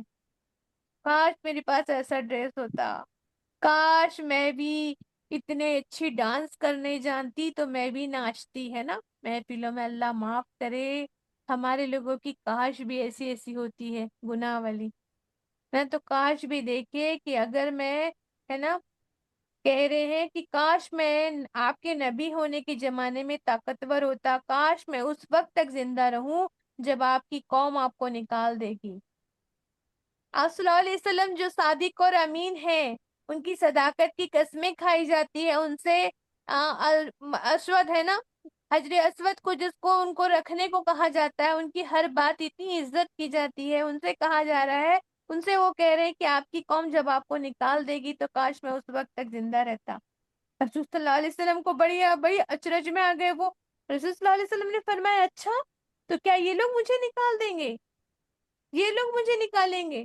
ورقہ نے کہا ہاں، جب بھی کوئی شخص اس طرح کا پیغام لایا ہے جیسا آپ لائے ہیں، مطلب جس کو بھی اس طرح سے نبوت دی گئی ہے جیسا آپ پہ آئی ہے، تو اس سے ضرور دشمنی کی گئی ہے، اور اگر مجھے آپ کا زمانہ نصیب ہوگا تو میں آپ کی بھرپور مدد کروں گا۔ اس کے بعد ورقہ جلد ہی، ہے نا، وفات پا گئے، اور وہی بھی کیا ہوئی، ہے نا، اچانک سے رک گئی، الحمدللہ۔ تو آپ سب نے پڑھا الحمدللہ کہ کیسے آپ صلی اللہ علیہ وسلم پہ وحی نازل ہوئی، ہے نا، کیسے اس کی ہیبت طاری ہوئی، کتنا بوجھ ہوا، اور آپ نے دیکھو، یہ دیکھ بھی رہے ہیں آپ لوگ، ہے نا، غار ہیرا دیکھ رہے ہیں جہاں آپ جاتے تھے، کتنی محبت پیش، اپنے دلوں میں بھی محبت آ رہی ہے نا اس کو دیکھ کر، ہے نا، الحمدللہ۔ اب ہم پڑھتے ہیں غار ہیرا کے بارے میں، یہاں پر لکھا ہوا بھی ہے، آپ لوگ پڑھنا، ٹھیک ہے، اس کو زوم کر کے آپ پڑھنا، ہے نا۔ جبل ہیرا is a mountain which lies about 2 miles from the کعبہ، کعبہ سے کیا ہے، 2 میل دور ہے۔ اچھا میں آپ کو یہ بتا رہی تھی نا یہاں پہ کیوں بیٹھتے تھے آپ، کیونکہ یہاں پر جو ہے نا، یہاں سے جو ہے نا آپ کو کعبۃ اللہ جو ہے دکھائی دیتا تھا. دیکھو یہاں سے دکھ رہا ہے آپ کو ایک ٹاور ہے نا، جو آج کل تو پوری بلڈنگیں بن گئی ہے نا، تو یہاں سے ٹاور دکھ رہا ہے جہاں پہ وہ جس کو بولتے ہیں نا گھڑی، واچ ٹاور جو ہے نا، کلاک ٹاور، وہ دکھ رہا ہے یہاں سے. اگر کلیئر آپ دیکھیں گے نا اس کو اچھے سے اچھے موبائل میں، تو آپ کو یہ کلاک ٹاور دکھے گا وہاں پر. تو یہاں سے نا پورا کلیئر دکھائی دیتا تھا، اس لیے آپ صلی اللہ علیہ وسلم اس جگہ پہ بیٹھتے تھے، ہے نا، غور و فکر کرتے تھے اور پھر یہاں سے دیکھتے تھے. دیکھو یہ دکھ رہا ہے نا آپ لوگوں کو، یہ کلاک ٹاور ہے سامنے، کیا بات سبحان ہے نا. جی بھائی جی الحمد جی جی. سبحان اللہ، دکھ رہی ہے نا. تو یہاں سے اس لیے بیٹھے تھے تاکہ آپ کو کعبۃ اللہ دکھائی دیتے رہے. کعبہ سے محبت بھی تو اتنی تھی نا آپ کو. الحمدللہ الحمدللہ. تو اب اگلی جو ہے حدیث نمبر 5 پڑھتے ہیں نا ہم. حدیث نمبر 5.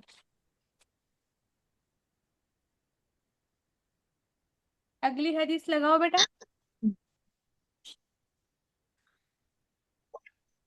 ابن عباس رضی اللہ، ایک جو حدیث ہے نا سیم اسی ٹائپ کی ہے، اس لیے اس کو ہم نہیں لیے ہیں. حدیث نمبر 5 پہ آ گئے ہیں نا. صحیح ہے نا، یہ حدیث نمبر 5 ہی ہے نا. ہاں حدیث نمبر 5. ہاں الحمدللہ. اچھا 4 نہیں پڑھے نا اپن نے؟ 4 بھی تو ہے نا ازبا، 4 ہے نا اس میں. ہاں جابر بن عبداللہ والی، جابر بن عبداللہ رضی اللہ عنہ والی ہے نا بیٹا حدیث. ہاں دیکھو فٹافٹ، بہت چھوٹی سی حدیث ہے. جابر بن عبداللہ رضی اللہ عنہ، ہے نا، بہت پیارے صحابی تھے. تو حدیث نمبر 4 میں جابر بن عبداللہ انصاری رضی اللہ عنہ سے روایت ہے کہ انہوں نے رسول صلی اللہ علیہ وسلم کی، ہے نا، زبانی وحی کے رک جانے کا قصہ سنا. اب بھی ہم نے پڑھا نا کہ اس کے بعد وحی کا آنا رک گیا.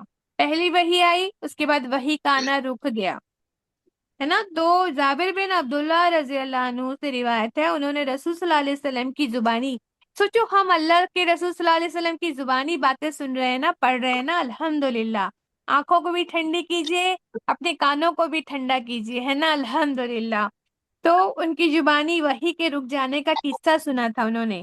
آپ نے کیا بیان فرمایا رسول صلی اللہ علیہ وسلم نے؟ ایک روز میں راستے سے گزر رہا تھا کہ اچانک مجھے آسمان سے ایک آواز سنائی دی. میں نے سر اٹھایا تو دیکھا کہ وہی فرشتہ جو میرے پاس غار حرا میں آیا تھا، آسمان اور زمین کے بیچ ایک کرسی پر بیٹھا ہوا ہے. میں اسے دیکھ کر بہت ڈر گیا، پھر لوٹ کر کہا مجھے چادر اڑا دو، مجھے چادر اڑا دو. خدیجہ رضی اللہ عنہا نے مجھے چادر اڑا دی.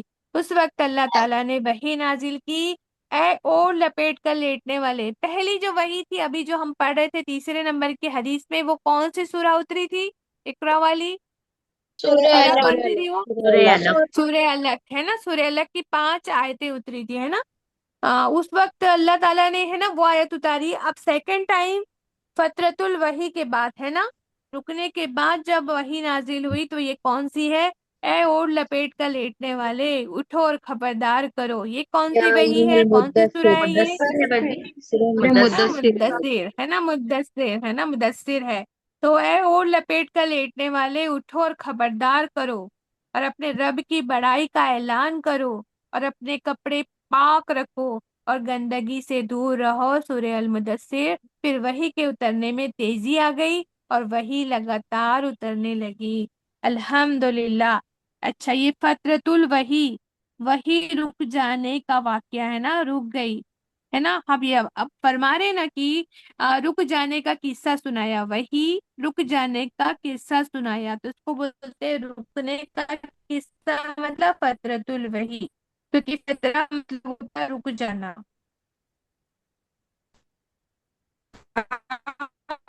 آپا کون سی سورہ آئی؟ سورہ مدثر. کیا لکھا ہے دیکھو نا، آپ لوگ دیکھتے نہیں، اس پہ لکھا ہوا ہے بیٹا، حدیث میں ہی لکھا ہوا ہے، دیکھو. جی تو آپا آپ جی صلی اللہ دکھا. علیہ وسلم پہ بہت بوجھ پڑتا تھا نا، جب وحی اترتی تھی تو بہت بوجھ پڑتا تھا. تو کچھ دیر کے لیے اللہ نے کیا کیا؟ وحی کو روک دیا، ہے نا. فرماتے ہیں نبی صلی اللہ علیہ وسلم کی وحی کا سلسلہ رک گیا تو میں شدید غم کی حالت میں تھا، بہت زیادہ پریشان ہو گیا صلی اللہ علیہ وسلم. اور یہ غم کیا تھا؟ فرماتے ہیں کہ کیا کہیں اللہ مجھ سے ناراض تو نہیں ہو گئے، کہیں اللہ نے مجھے چھوڑ تو نہیں دیا۔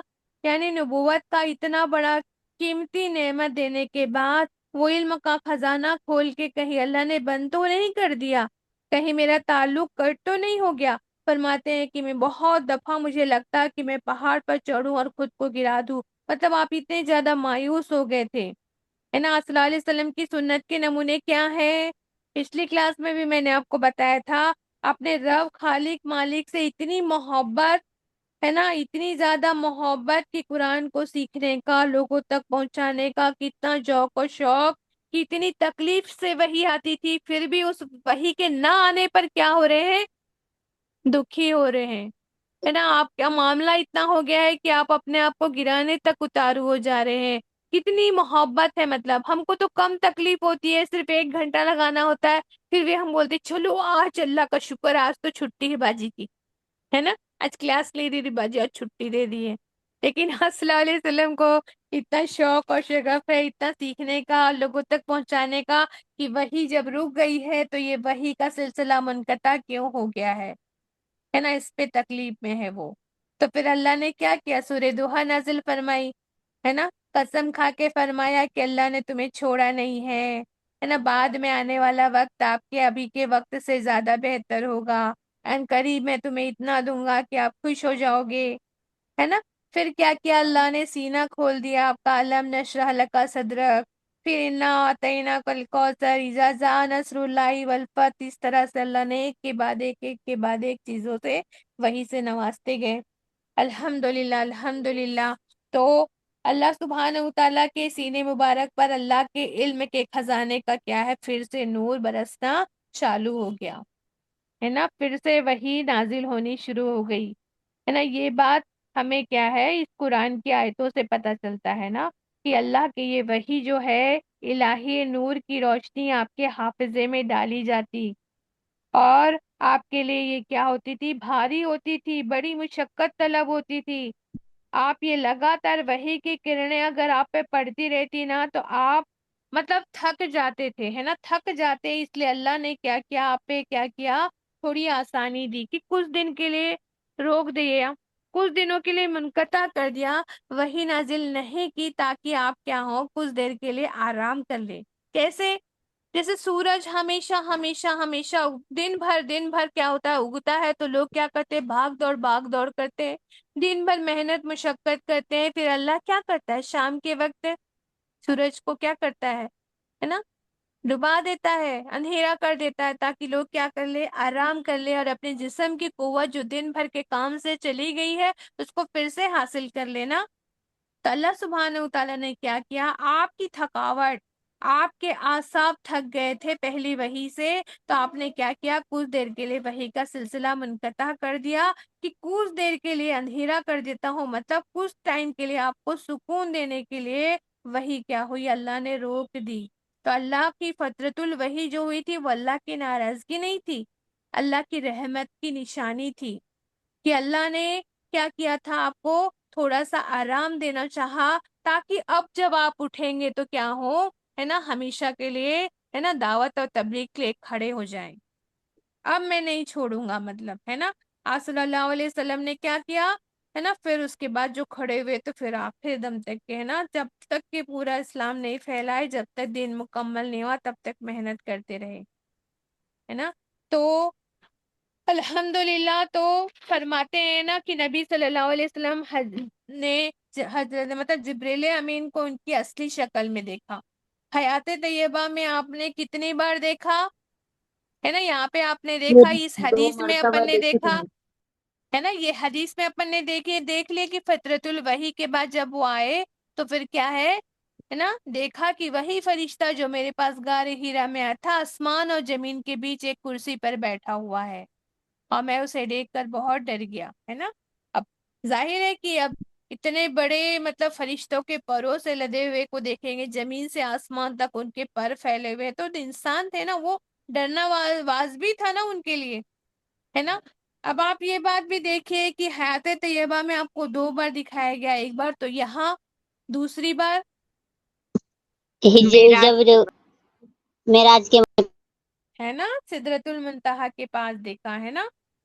تو آپ صلی اللہ علیہ وسلم نے اب دیکھیے غیب کی فرشتوں کو دیکھنا، فرشتوں کو ہم کیا مانتے ہیں؟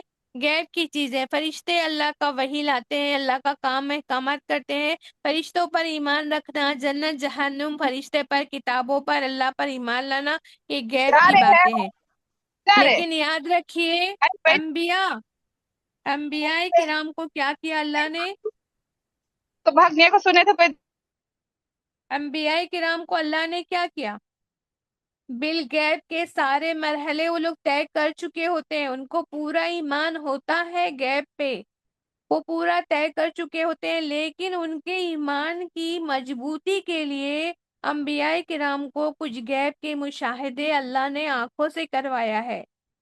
جبریل امین کو آنکھوں سے دکھوایا، نبی صلی اللہ علیہ وسلم کو دیکھے آپ نے، مشاہدہ کروایا، تاکہ ان کا ایمان اور مضبوط ہو جائے۔ کیوں؟ کیونکہ ان کی زندگی کے مرحلے، ان کے کام، ان کے مشقتیں امتیوں سے، عام انسانوں سے زیادہ شدید ہیں۔ جو کام نبیوں کو سونپا جاتا ہے وہ امتی سے بہت زیادہ مشکل کام تھا۔ وہ اس دشوار راستے سے گزرنے کے لیے ایک عام شخص سے زیادہ ایمان ان کے لیے درکار تھا۔ اس لیے اس کو پانے کے لیے انبیاؤں کو غیب کی کچھ چیزوں کا مشاہدہ کروایا جاتا ہے۔ جیسے موسیٰ علیہ السلام سے اللہ نے خود ہم کلام ہوئے، محمد صلی اللہ علیہ وسلم کو جنت جہنم دکھایا گیا، حضرت جبریل امین ہے نا کو دکھایا۔ یہ ایمان بالغیب کی چیزیں ہیں نا، لیکن نبیوں کو دکھائی گئی تاکہ ان کا ایمان مضبوط ہو جائے، اپنی مشکلات ہے نا، دشواری کو یہ لوگ کیا کریں ہے نا، عام شخص سے زیادہ کیا ہے ان کے لیے آسان ہو جائے ان کو سہنا۔ سمجھ میں آیا آپ کو کہ کیا ہم کو ایسا لگتا ہے نا کہ بھائی ان کو کیوں دکھایا گیا یہ سب چیزیں؟ ابراہیم علیہ السلام نے کہا کہ اللہ تم مردوں کو کیسے زندہ کرے گا؟ اللہ نے کیا کہا؟ پرندوں کو مانوس کر لو، پھر ان کو کٹ کر دو، پھر الگ الگ پہاڑ پہ رکھو، پھر وہ آواز لگاؤ تو وہ آئیں گے۔ ان کو کیوں دکھایا؟ ان کو ان کے ایمان کو مضبوط کرنے کے لیے۔ کیا اللہ ہمارے ایمان کو مضبوط نہیں کرنا چاہتا؟ ہم کو ایسا لگتا ہے نا، لیکن اللہ یہاں پہ فرما رہے ہیں، ہم کو پتہ چلتا ہے تفاسیر سے ہے نا، شرح سے، سب چیزوں سے پتہ چلتا ہے کہ ان کو ایمان کی مضبوطی کی زیادہ درکار ہے، کیونکہ ان کو بڑے بڑے کام کرنے تھے، ان کے دل کو مطمئن کرنا بہت ضروری تھا۔ اس لیے اللہ نے ان کے ایمان کو مضبوط کرنے کے لیے ان کو ان چیزوں کا مشاہدہ کرایا، جو علم غیب ہم کیا ہیں ہے نا، غیب میں ہی کیا کرتے ہیں، ایکسیپٹ کر لیتے ہیں ہے نا۔ ہم ایمان لاتے ہیں، انہوں نے بھی ایمان لایا تھا، لیکن ان کے ایمان کو زیادہ مضبوطی کرنے کے لیے اللہ نے ان کو مشاہدہ کرا دیا۔ سب کو سمجھ میں آئی بات؟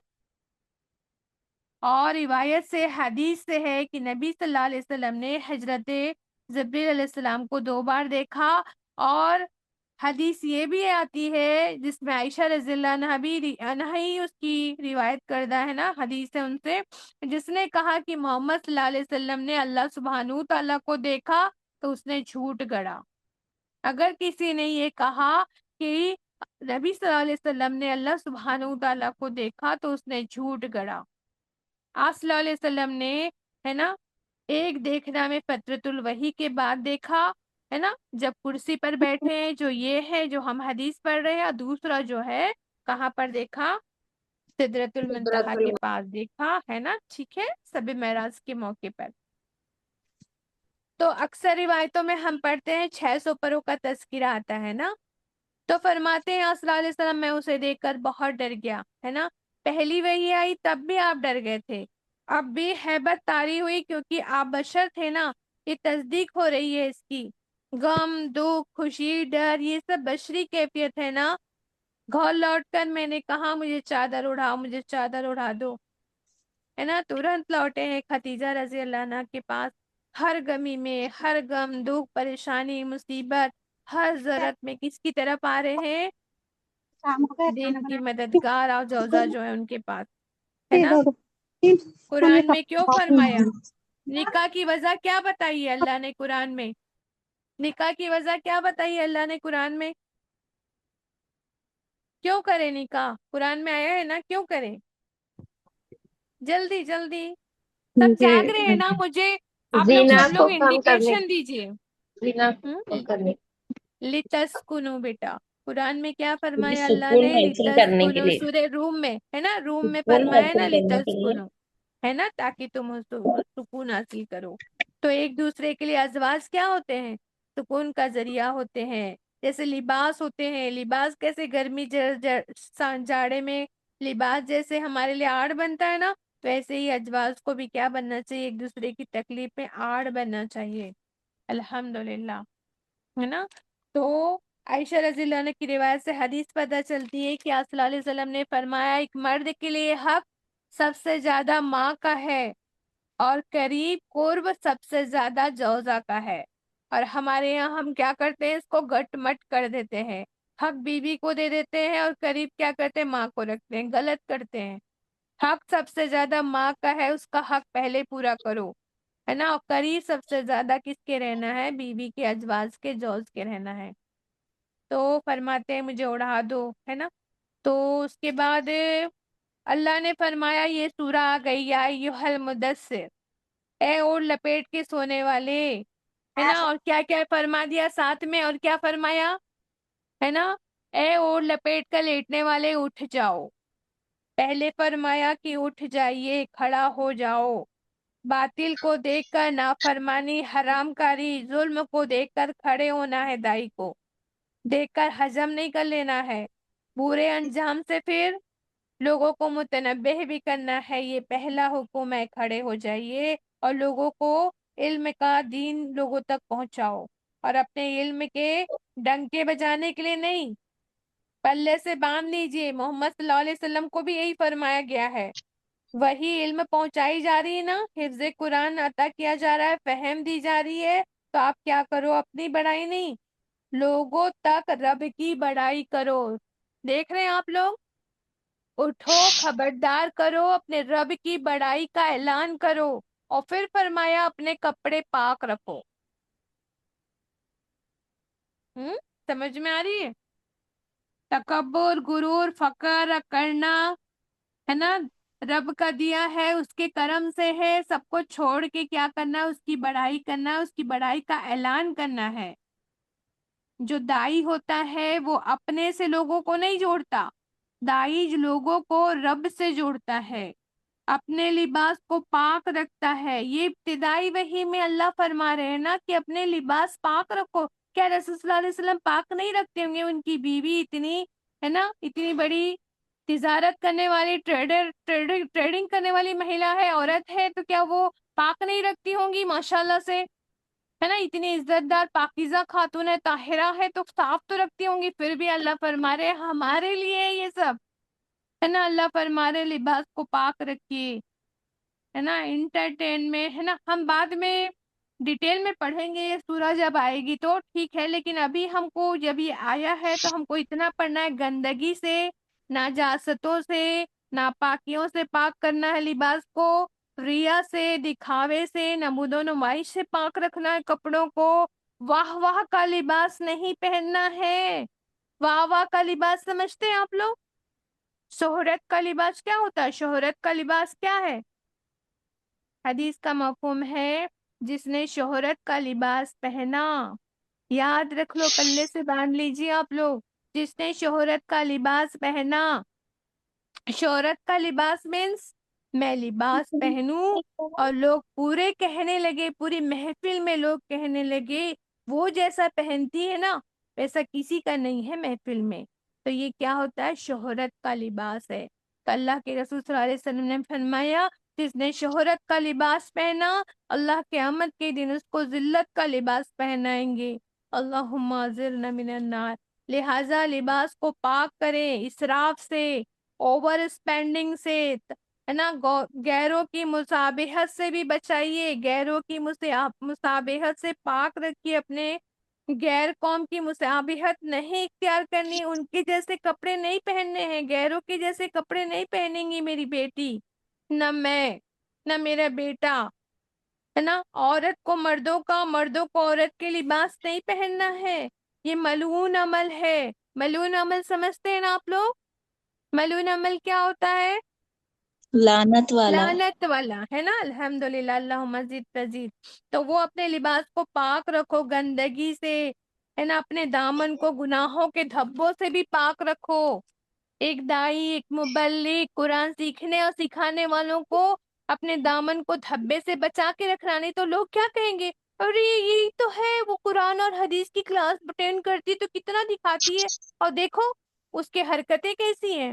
اعوذ باللہ، بد سلوکیوں کی، بد زبانیوں کی، بد اخلاقیوں کے دھبے، بدتمیزی کے، بے نمازی ہونے کے دھبے، دل کی سختی کے، کسی بھی قسم کے دھبے نہیں ہونے چاہیے۔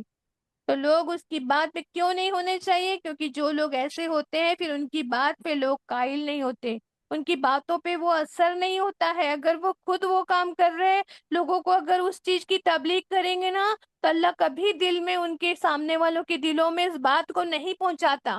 اگر میں آپ کو بتا رہی ہوں، میں خود ہی وہی غلطی کر رہی ہوں نا، تو میری بولنے کا آپ کے دلوں پہ اثر ہوگا ہی نہیں، میں جو کہوں گی نا آپ کے دل تک اترے گا ہی نہیں۔ اللہ کا یہ نظام ہے نا۔ تو گواہی مطلب جو مبلغ ہوتا ہے، سیکھنے سکھانے والے ہوتے ہیں، ان کا دل کیا ہونا چاہیے، ہے نا، پاک ہونا چاہیے، ہے نا۔ تو سارے اخلاق کے معاملے ان کے صحیح ہونے چاہیے، لباس کے معاملے بھی ٹھیک ہونے چاہیے۔ اپنے دامن کو گناہوں کے دھبوں سے بھی پاک رکھو، گندگی سے بچ کے رہو۔ گندگی چاہے وہ شرک کی ہو، بتوں کی ہو، بدعت کی ہو، نافرمانی کی ہو، فسق کی ہو، فجور کی ہو، حرام کاری، زنا کی ہو، ہر گندگی سے بچ کے رہو۔ اس کے بعد فرمایا پھر وہی کیا ہو گئی، گرم ہو گئی، یعنی وہی کے اترنے میں تیزی آ گئی اور وہ لگاتار اترنے لگی۔ سبحان اللہ، الحمدللہ۔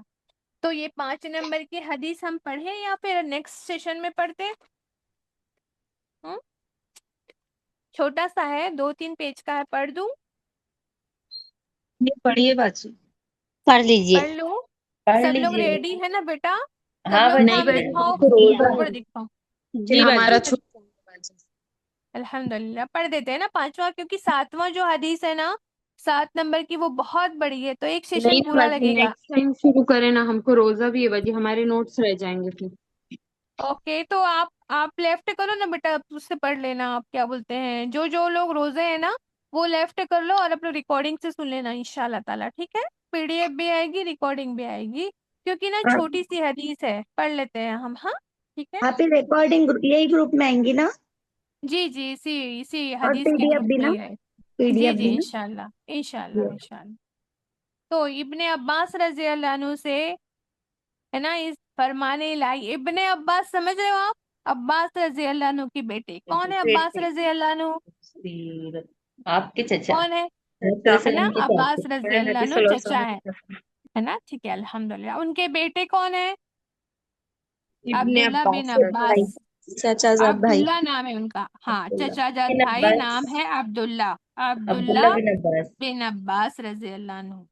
بہت چھوٹے، یہ بہت ہی چھوٹے تھے، آپ صلی اللہ علیہ وسلم کے سامنے بہت ہی چھوٹے تھے، اور آپ صلی اللہ علیہ وسلم نے ان سے بہت محبت بھی کرتے تھے، اور ان کو کیا ہے، ان کے لیے دعائیں بھی بہت کی آپ نے، ہے نا۔ آپ صلی اللہ علیہ وسلم نے، ہے نا، بہت سی حدیثیں ان سے مروی بھی ہے، اور یہ مفسرین قرآن ہے، مفسر ہے قرآن کے۔ آپ صلی اللہ علیہ وسلم سے انہوں نے تفسیر سنا ہے قرآن کا، ان سے ہی اس علم حاصل کیا تفسیر کا۔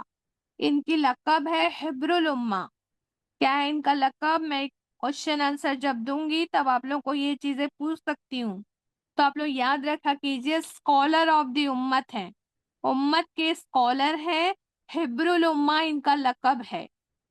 ڈائریکٹ تفسیر آپ صلی اللہ علیہ وسلم سے انہوں نے سیکھا ہے، اور کسی کو بھی کہیں پر بھی آیت میں پرابلم ہوتی نا تو صحابہ کرام ان کے پاس ہی جاتے تھے تصدیق کرنے کے لیے، کیونکہ آپ صلی اللہ علیہ وسلم سے انہوں نے تفسیر سیکھی تھی۔ تفسیر بھی کیا ہوتا تھا؟ اللہ سبحانہ تعالیٰ کی وحی کے ذریعے جبریل امین آپ صلی اللہ علیہ وسلم کو ہی سکھا کر جاتے تھے تفسیر۔ تو تفسیر جو آپ فرماتے تھے وہ بھی آپ اپنے من سے نہیں کرتے تھے، اللہ کی طرف سے تفسیر آتی تھی۔ ابھی میں اس میں بتاتی ہوں آپ کو، ٹھیک ہے؟ تو قرآن کی آیت آپ دیکھیں، یہاں پہ جو حدیث ہے اس میں یہی بتا رہے ہیں وہ، کیونکہ وہ مفسرین قرآن تھے نا ابن عباس، تو وہ یہی فرما رہے ہیں۔ فرماتے ہیں ابن عباس رضی اللہ عنہ، اس فرمان الہی، ہے نا، سے اس فرمان الہی، اے پیغمبر، اللہ فرما رہے ہیں نا، کیا فرما رہے ہیں؟ قرآن میں فرما رہے ہیں اللہ، یہ آیت ہے نا، اللہ کیا فرما رہے ہیں؟ اے پیغمبر محمد صلی اللہ علیہ وسلم، آپ وحی کو جلدی سے یاد کرنے کے لیے اپنی زبان کو حرکت نہ دیجیے، اپنی زبان کو حرکت نہ دیجیے جلدی سے یاد کرنے کے لیے۔ اس کی تفسیر بیان کرتے ہوئے فرماتے ہیں کہ رسول صلی اللہ علیہ وسلم قرآن اترتے وقت اس کو یاد کرنے کے لیے کون بتا رہے ہیں؟ اس آیت کی تفسیر بیان کر رہے ہیں، کون کر رہے ہیں بیان؟ عبداللہ بن عباس ہے نا، رضی اللہ ابن عنہ۔ عباس ہے نا، ہاں ابن عبداللہ عباس رضی اللہ عنہ اس آیت کی تفسیر بیان کر رہے ہیں۔ کون سے آیت کی؟ اے پیغمبر آپ وحی کو جلدی سے یاد کرنے کے لیے اپنی زبان کو حرکت نہ دیجیے۔ وہ آپ دیکھیں گے نا ابھی آگے میں وہ جو آئے گی نا پی ڈی ایف میں جو ہے یہ آیت بھی وہاں پر قرآن کی جو آیت ہے نا وہ اس میں ہم نے ایڈ کر دیا ہے اس پی ڈی ایف میں۔ تو اس آیت کی نا تفسیر بیان کرتے ہوئے ابن عباس فرماتے ہیں رسول صلی اللہ علیہ وسلم قرآن اترتے وقت اس کو یاد کرنے کے لیے جلدی جلدی یاد ہو جائے مجھے کر کے انہوں نے اپنے ہونٹوں کو ہلایا کرتے تھے۔ آپ صلی اللہ علیہ وسلم ہونٹے مبارک کو ہلایا کرتے تھے اور اس سے آپ کو کافی تکلیف بھی ہوتی تھی، فٹافٹ پڑھنے میں کتنی تکلیف ہوتی ہے نا۔ ابن عباس رضی اللہ عنہ نے فرمایا میں ہونٹ ہلا کر دکھاتا ہوں، جیسے آپ صلی اللہ علیہ وسلم کے پاس رہتے تھے نا وہ، اور چھوٹے بھی تھے، کم عمر کے بھی تھے، تو وہ آپ صلی اللہ علیہ وسلم کی ہونٹ ہلانے کو یاد رکھے تھے انہوں نے، اور پھر بتایا کرتے تھے کہ اپنے ہونٹوں کو ہلایا کرتے تھے، اس سے آپ کو تکلیف ہوتی تھی۔ اور ابن عباس نے کہا میں ہونٹ ہلا کر دکھاتا ہوں جیسے رسول صلی اللہ علیہ وسلم اپنے ہونٹ ہلاتے تھے۔ کتنی محبت نظر آ رہی ہے نا، کہ وہ بتا رہے ہیں کہ یا رسول صلی اللہ علیہ وسلم دیکھو ایسے ہونٹ ہلاتے تھے، ایسا کر کے وہ یہ حدیث میں بتا رہے ہیں، بیان کر رہے ہیں۔ اس پر اللہ تعالیٰ نے فرمایا اے نبی صلی اللہ علیہ وسلم اس وحی کو جلدی جلدی یاد کرنے کے لیے اپنی زبان کو حرکت نہ دیجیے۔ کیوں؟ اس کو جمع کرنا اور اس کو پڑھا دینا ہماری ذمہ داری ہے۔ مطلب یہ کون کہہ رہا ہے؟ اللہ کہہ رہے ہیں کہ آپ جلدی جلدی یاد کرنے کے لیے اپنی ہونٹوں کو، اپنی زبان کو مت چلائیے، حرکت مت دیجیے، ہم اس کو جمع کرا دیں گے، ہم پڑھا دیں گے، یہ ہماری ذمہ داری ہے۔ یعنی آپ کے سینے میں محفوظ کر دینا اور پڑھا دینا ہم پر ہے۔ مطلب اللہ نے قرآن کی پوری ذمہ داری خود پر لی ہے۔ پھر اللہ کے اس فرمان پھر جب ہم پڑھ چکے تو ہمارے پڑھنے کی پیروی کرو۔ اس کے بعد یہ بھی فرما دیا کہ جب ہم پڑھ چکے تو ہمارے پڑھنے کی پیروی کرو۔ کہ تفسیر کرتے ہوئے پھر انہوں نے ابن عباس فرماتے تفسیر کرتے ہیں خاموشی سے کان لگا کر سنتے رہیے، پھر اللہ کا فرمان اس کا بیان کرنا بھی ہمارا کام ہے۔ کہ تفسیر کرتے ہوئے فرماتے پھر اس کا مطلب سمجھا دینا ہماری ذمہ داری ہے۔ مطلب ہر لائن کا کیا بتا رہے ہیں؟ وہ تفسیر کر کے بتا رہے ہیں کہ اللہ کی اس آیت کا مطلب یہ ہے، اس آیت کا مطلب یہ ہے۔ اس آیت کے اترنے کے بعد جب جبریل علیہ السلام رسول صلی اللہ علیہ وسلم کے پاس آ کر قرآن سناتے تو آپ کان لگا کر سنتے۔ پھر اس کے بعد جب کوئی بھی وحی آتی نا تو آپ کیا کرتے؟ بہت دھیان سے کان لگا کر سنتے رہتے۔ جب وہ چلے جاتے جبریل امین تو رسول صلی اللہ علیہ وسلم اسے اسی طرح پڑھتے جس طرح جبریل امین نے ان کو پڑھایا تھا۔ الحمدللہ۔ تو اس میں ہم پڑھتے ہیں کہ کیا کیا چیزیں آئی ہے نا۔ تو ایک بات تو یہاں سے یہ پتہ چل رہی ہے کہ قرآن کی آیت کی تفسیر حدیث کے ذریعے ہوئی۔ حدیث میں ہی پڑھ رہے ہیں نا ہم، کہ انہوں نے دیکھو حدیث میں ہی بتا رہے ہیں، کیا قرآن کی آیتیں بتا رہے ہیں اور اس کی تفسیر بتا رہے ہیں۔ اس سے کیا پتہ چل رہا ہے کہ قرآن کی آیتوں کی تفسیر حدیث کے ذریعے ہوتی ہے، اور حدیث کی تربیت جب ہم دے رہے ہیں تو قرآن کی آیتوں کو بھی یہاں لا رہے ہیں نا۔ جب سے ہم پڑھ رہے ہیں اقرا پڑھ رہے ہیں، اقرا والی سورہ مدثر کی آیت پڑھ رہے ہیں نا، تو اس سے کیا پتہ چلتا ہے؟ دونوں چیزیں کیا ہیں؟ گہری لنکڈ ہے، ایک دوسرے سے جڑی ہوئی ہیں۔ حدیث کو قرآن سے الگ نہیں کر سکتے، قرآن کو حدیث سے الگ نہیں کر سکتے، ہے نا۔ اور پھر یہ رویہ بھی نظر آ رہا ہے، کون سی مجلس کا تذکرہ ہے؟ نزول وحی کی مجلس ہے، اور پورے روئے زمین میں بہترین تعلیمی نشست ہے نا۔ ایسی تو کوئی مجلس ہو نہیں سکتی جس میں معلم جبریل امین ہے اور سیکھنے والے کون ہیں؟ محسن انسانیت ہے، معلم پوری صداقت اور امانت کے ساتھ پہنچا رہے ہیں، طالب علم بھی ہے نا، مشقت بوجھ ہو رہا ہے وہی کا، پھر بھی کیا کر رہے ہیں؟ ہونٹ کو تیزی تیزی سے ہلا رہے ہیں، حرکت دے رہے ہیں۔ کیا نظر آ رہا ہے جو ہم نے ابھی پڑھے؟ علم کے حصول کے لیے مشقت، تھکاوٹ، بوجھ کی پرواہ کیے بغیر بڑی خوشدلی کے ساتھ جو کچھ شوق کے ساتھ طلب اور تڑپ کے ساتھ کوشش کی جا رہی ہے، سستی نہیں آ رہی ہے۔ اتنا بوجھ ہونے کے باوجود اوائڈ نہیں کر رہے کہ چلو اب آج بہت ہو گیا کل پڑھ لیتا ہوں، ہے نا۔ اس میں کیا ہے، لقد کان لکم اسوۃ الحسنہ، دوہرا لیجئے نبی صلی اللہ علیہ وسلم کی جیسے ہم کو بھی کیا کرنا ہے، چستی پھرتی کے ساتھ علم حاصل کرنا ہے۔ کیوں؟ کیونکہ آپ صلی اللہ علیہ وسلم نے طویل خطبہ دیا حجۃ الوداع کے بعد، اور کیا فرمایا، جو یہاں موجود ہے وہ غائب تک پہنچا دے، اور پہنچانے والے کے لیے دعا بھی فرمایا آپ نے، الہی مشہور اور ساداب رکھنا اس کو جس نے مجھ سے ایک بات سنی اور اس کو دوسروں تک پہنچا دیا۔ اس کو جاننے کے بعد شوق رغبت کے ساتھ بغیر سستی کے علم کو حاصل کرنا ہے ہم کو۔ تو ابن عباس رضی اللہ عنہ آپ کی طرح ہی ہونٹوں کو حرکت دے کر دکھاتے تھے نا، سکھاتے تھے، ہے نا۔ تو اللہ نے کیا فرما دیا، نیکسٹ لگاؤ بیٹا، یہ حدیث تو ہو گئی، نیکسٹ لگاؤ، اس میں آیت ہے دیکھو۔ اس آیت کو محفوظ کروا دینا ہم پر ہے۔ مطلب وہی آتی تھی تو آپ دہراتے تھے تو آپ کو روکا گیا جلدی جلدی مت دہرائیے، ہے نا۔ آپ کیوں دہراتے تھے جلدی جلدی؟ کیونکہ صادق اور عالمین تھے آپ کو یہ فکر ہوتی تھی کہ کہیں یاد کرنے میں کوئی غلطی رہ گئی، ہے نا، تو میں صداقت کے ساتھ لوگوں تک پہنچا نہیں پاؤں گا، مجھ سے کوئی کوتاہی نہ ہو جائے، ہے نا۔ تو یہ اس وجہ سے بھی آپ جلدی جلدی پڑھتے تھے، اللہ نے روک دیا کہ جلدی جلدی نہیں پڑھنا ہے، جلدی جلدی پڑھنے سے روکا گیا ہے۔ اس لیے ہم کو بھی کیا کہا گیا ہے، ورتل قرآن ترتیلا، جلدی جلدی پڑھنا پسندیدہ نہیں ہے، جیسے قرآن کو اتارا گیا ہے ویسے ہی پڑھنا ہے۔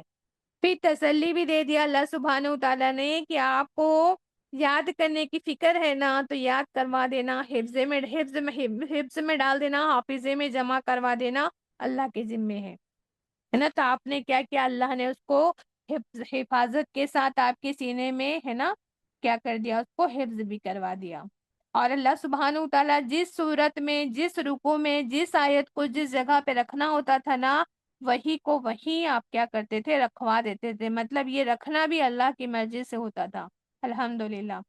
اب اس زمانے میں تو یہ بات کو سمجھنا بہت مشکل ہے، لیکن آج ہم سمجھ سکتے ہیں کیونکہ فائلز کا زمانہ ہے، فولڈر کا زمانہ ہے، ڈیلیٹ کر سکتے ہیں، ایڈ کر سکتے ہیں، جہاں چاہے اس فائل میں جا کے ہم ایڈیٹنگ کر سکتے ہیں۔ تو اللہ کے ہاں تو یہ ہمیشہ سے ہے نا، اللہ کے پاس تو یہ علم ہے، اللہ تو سارے علم کو جاننے والا ہے۔ تو اللہ سبحانہ وتعالیٰ نبی کے حافظے میں یہ سب چیزیں پہلے ہی ڈال دیتا تھا کہ قرآن کی ساری ترتیب، کون سی سورہ، کون سی آیت کہاں ہوگی، کس جگہ ہوگی، یہ سب اللہ کی ترتیب ہے جو آپ کو حفظ میں ڈال دی جاتی تھی آپ صلی اللہ علیہ وسلم کے۔ پھر آپ صلی اللہ علیہ وسلم تلاوت کر کے کاتبین وحی، جو وحی کو لکھنے والے ہوتے تھے، قرآن کے لکھنے والے جو کاتب ہوتے تھے، ان کو آپ سناتے تھے، اور وہ ترتیب بھی بھرما دیتے تھے کہ اللہ نے ایسی ایسی ترتیب دی ہے، تو وہ لوگ لکھنے والے اسی ترتیب سے اس کو جمع کرتے تھے۔ ساری رکوعات سورہ کی ترتیب بھی وحی کے ذریعے وضع کردہ ہے۔ یہ تسلی دینے کے بعد اللہ نے فرمایا کہ اس کو سمجھا دینا، تشریح کرنا بھی ہماری ذمہ داری ہے۔ اس کو جمع کر دینا مطلب سمجھا دینا، تشریح کر دینا ہماری ذمہ داری ہے۔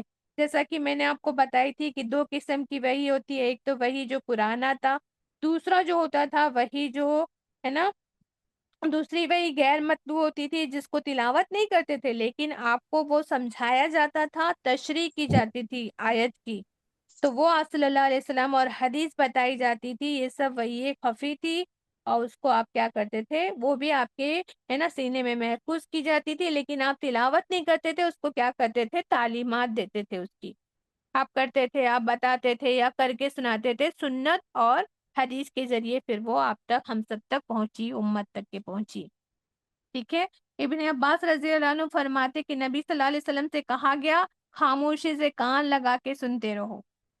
اللہ نے حکم دیا ہے نا کہ کان لگا کر سنو، تو تلاوت کا ایک ادب کیا ہے، خاموش رہنا۔ تلاوت ہوتی رہتی ہے تو انسان کو خاموش رہنا چاہیے سامنے والوں کو، کیونکہ دل کی دو کھڑکیاں ہیں، آنکھ اور کان۔ قرآن کی محفل میں کانوں کا، آنکھوں کا پڑھنا اور کان سے سماعت کرنا، دونوں چیزیں، دونوں کھڑکی کھلی ہونی چاہیے۔ اگر ایک کھڑکی کھلی ہے، دوسرا جو ہے بند ہے، تو کیا ہوگا، ہے نا، آپ دیکھ تو رہے ہیں لیکن سنیں گے نہیں تو کیا ہوگا؟ کہیں اور دماغ ہوگا تو کیا ہوگا؟ یہ فہم میں رکاوٹ بنتا ہے، ٹھیک ہے؟ اس لیے ہمیں درس قرآن کی محفل یا حدیث کی محفل ہوتی ہے تو خاموش رہنا چاہیے. کتنی ہے نا، اتنی خاموشی ہونی چاہیے کہ اگر کوئی محفل، سلام جانتے ہیں آپ لوگ؟ سلام، سلام جس کی تاکید کی گئی ہے نا، جس کی وجہ سے جنت میں داخلہ مل جائے گا، ہے نا؟ سلام کتنا ضروری ہے اسلام میں. لیکن محفل اگر چل رہی ہوتی ہے تو داخلہ کے وقت سلام نہیں کرنا چاہیے، منع فرمایا. اور جواب دینا بھی کیا ہے؟ منع فرمایا گیا دین کی محفل میں. تو آپ لوگ اس چیز کا خیال رکھیں گے، ٹھیک ہے؟ آپ صلی اللہ علیہ وسلم اطاعت کرتے ہیں. اس کے بعد جبریل امین آتے تو آپ صلی اللہ علیہ وسلم کیا کرتے؟ اطاعت کے ساتھ کان لگا کر سنتے، پھر اسی طرح پڑھتے جیسے جبریل امین پڑھ کر گئے تھے، ہے نا؟ کیونکہ اطیع اللہ، اللہ کی اطاعت آپ کا بھی شیوا رہا ہے. زبردست نمونہ ہے نا آپ قرآن پاک کی، نہ چلتے پھرتے قرآن صلی اللہ علیہ وسلم. تو آپ کے حافظے میں جو ہے ڈال کے وہی غیر مطلوب کے ذریعے قرآن کو سمجھا دیا گیا، اس کو آپ دہراتے، ہے نا؟ الحمدللہ. تو ہم کو بھی کیا کرنا ہے؟ جب آپ صلی اللہ علیہ وسلم ان کے جانے کے بعد دہرا رہے ہیں، کیا سبق مل رہا ہے؟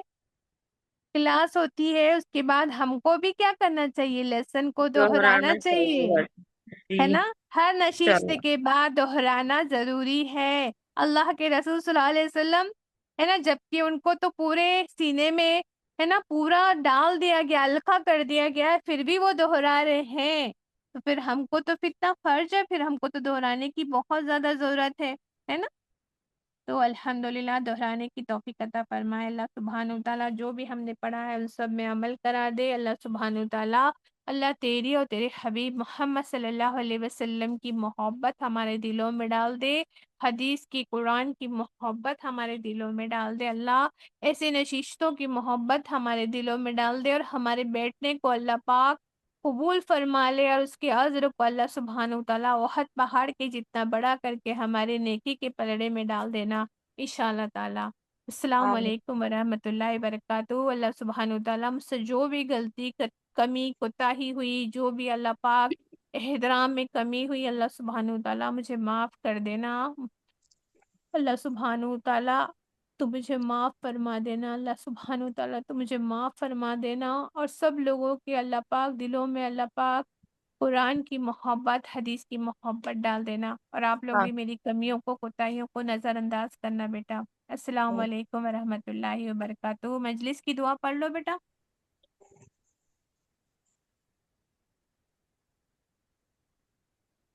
سبحان اللہ وبحمدہ سبحانک اللہم وبحمدک نشہد ان لا الہ الا انت نستغفرک ونتوب الیک. سبحان ربک رب العزۃ عما یصفون وسلام علی المرسلین والحمد للہ رب العالمین برحمتک یا ارحم الراحمین.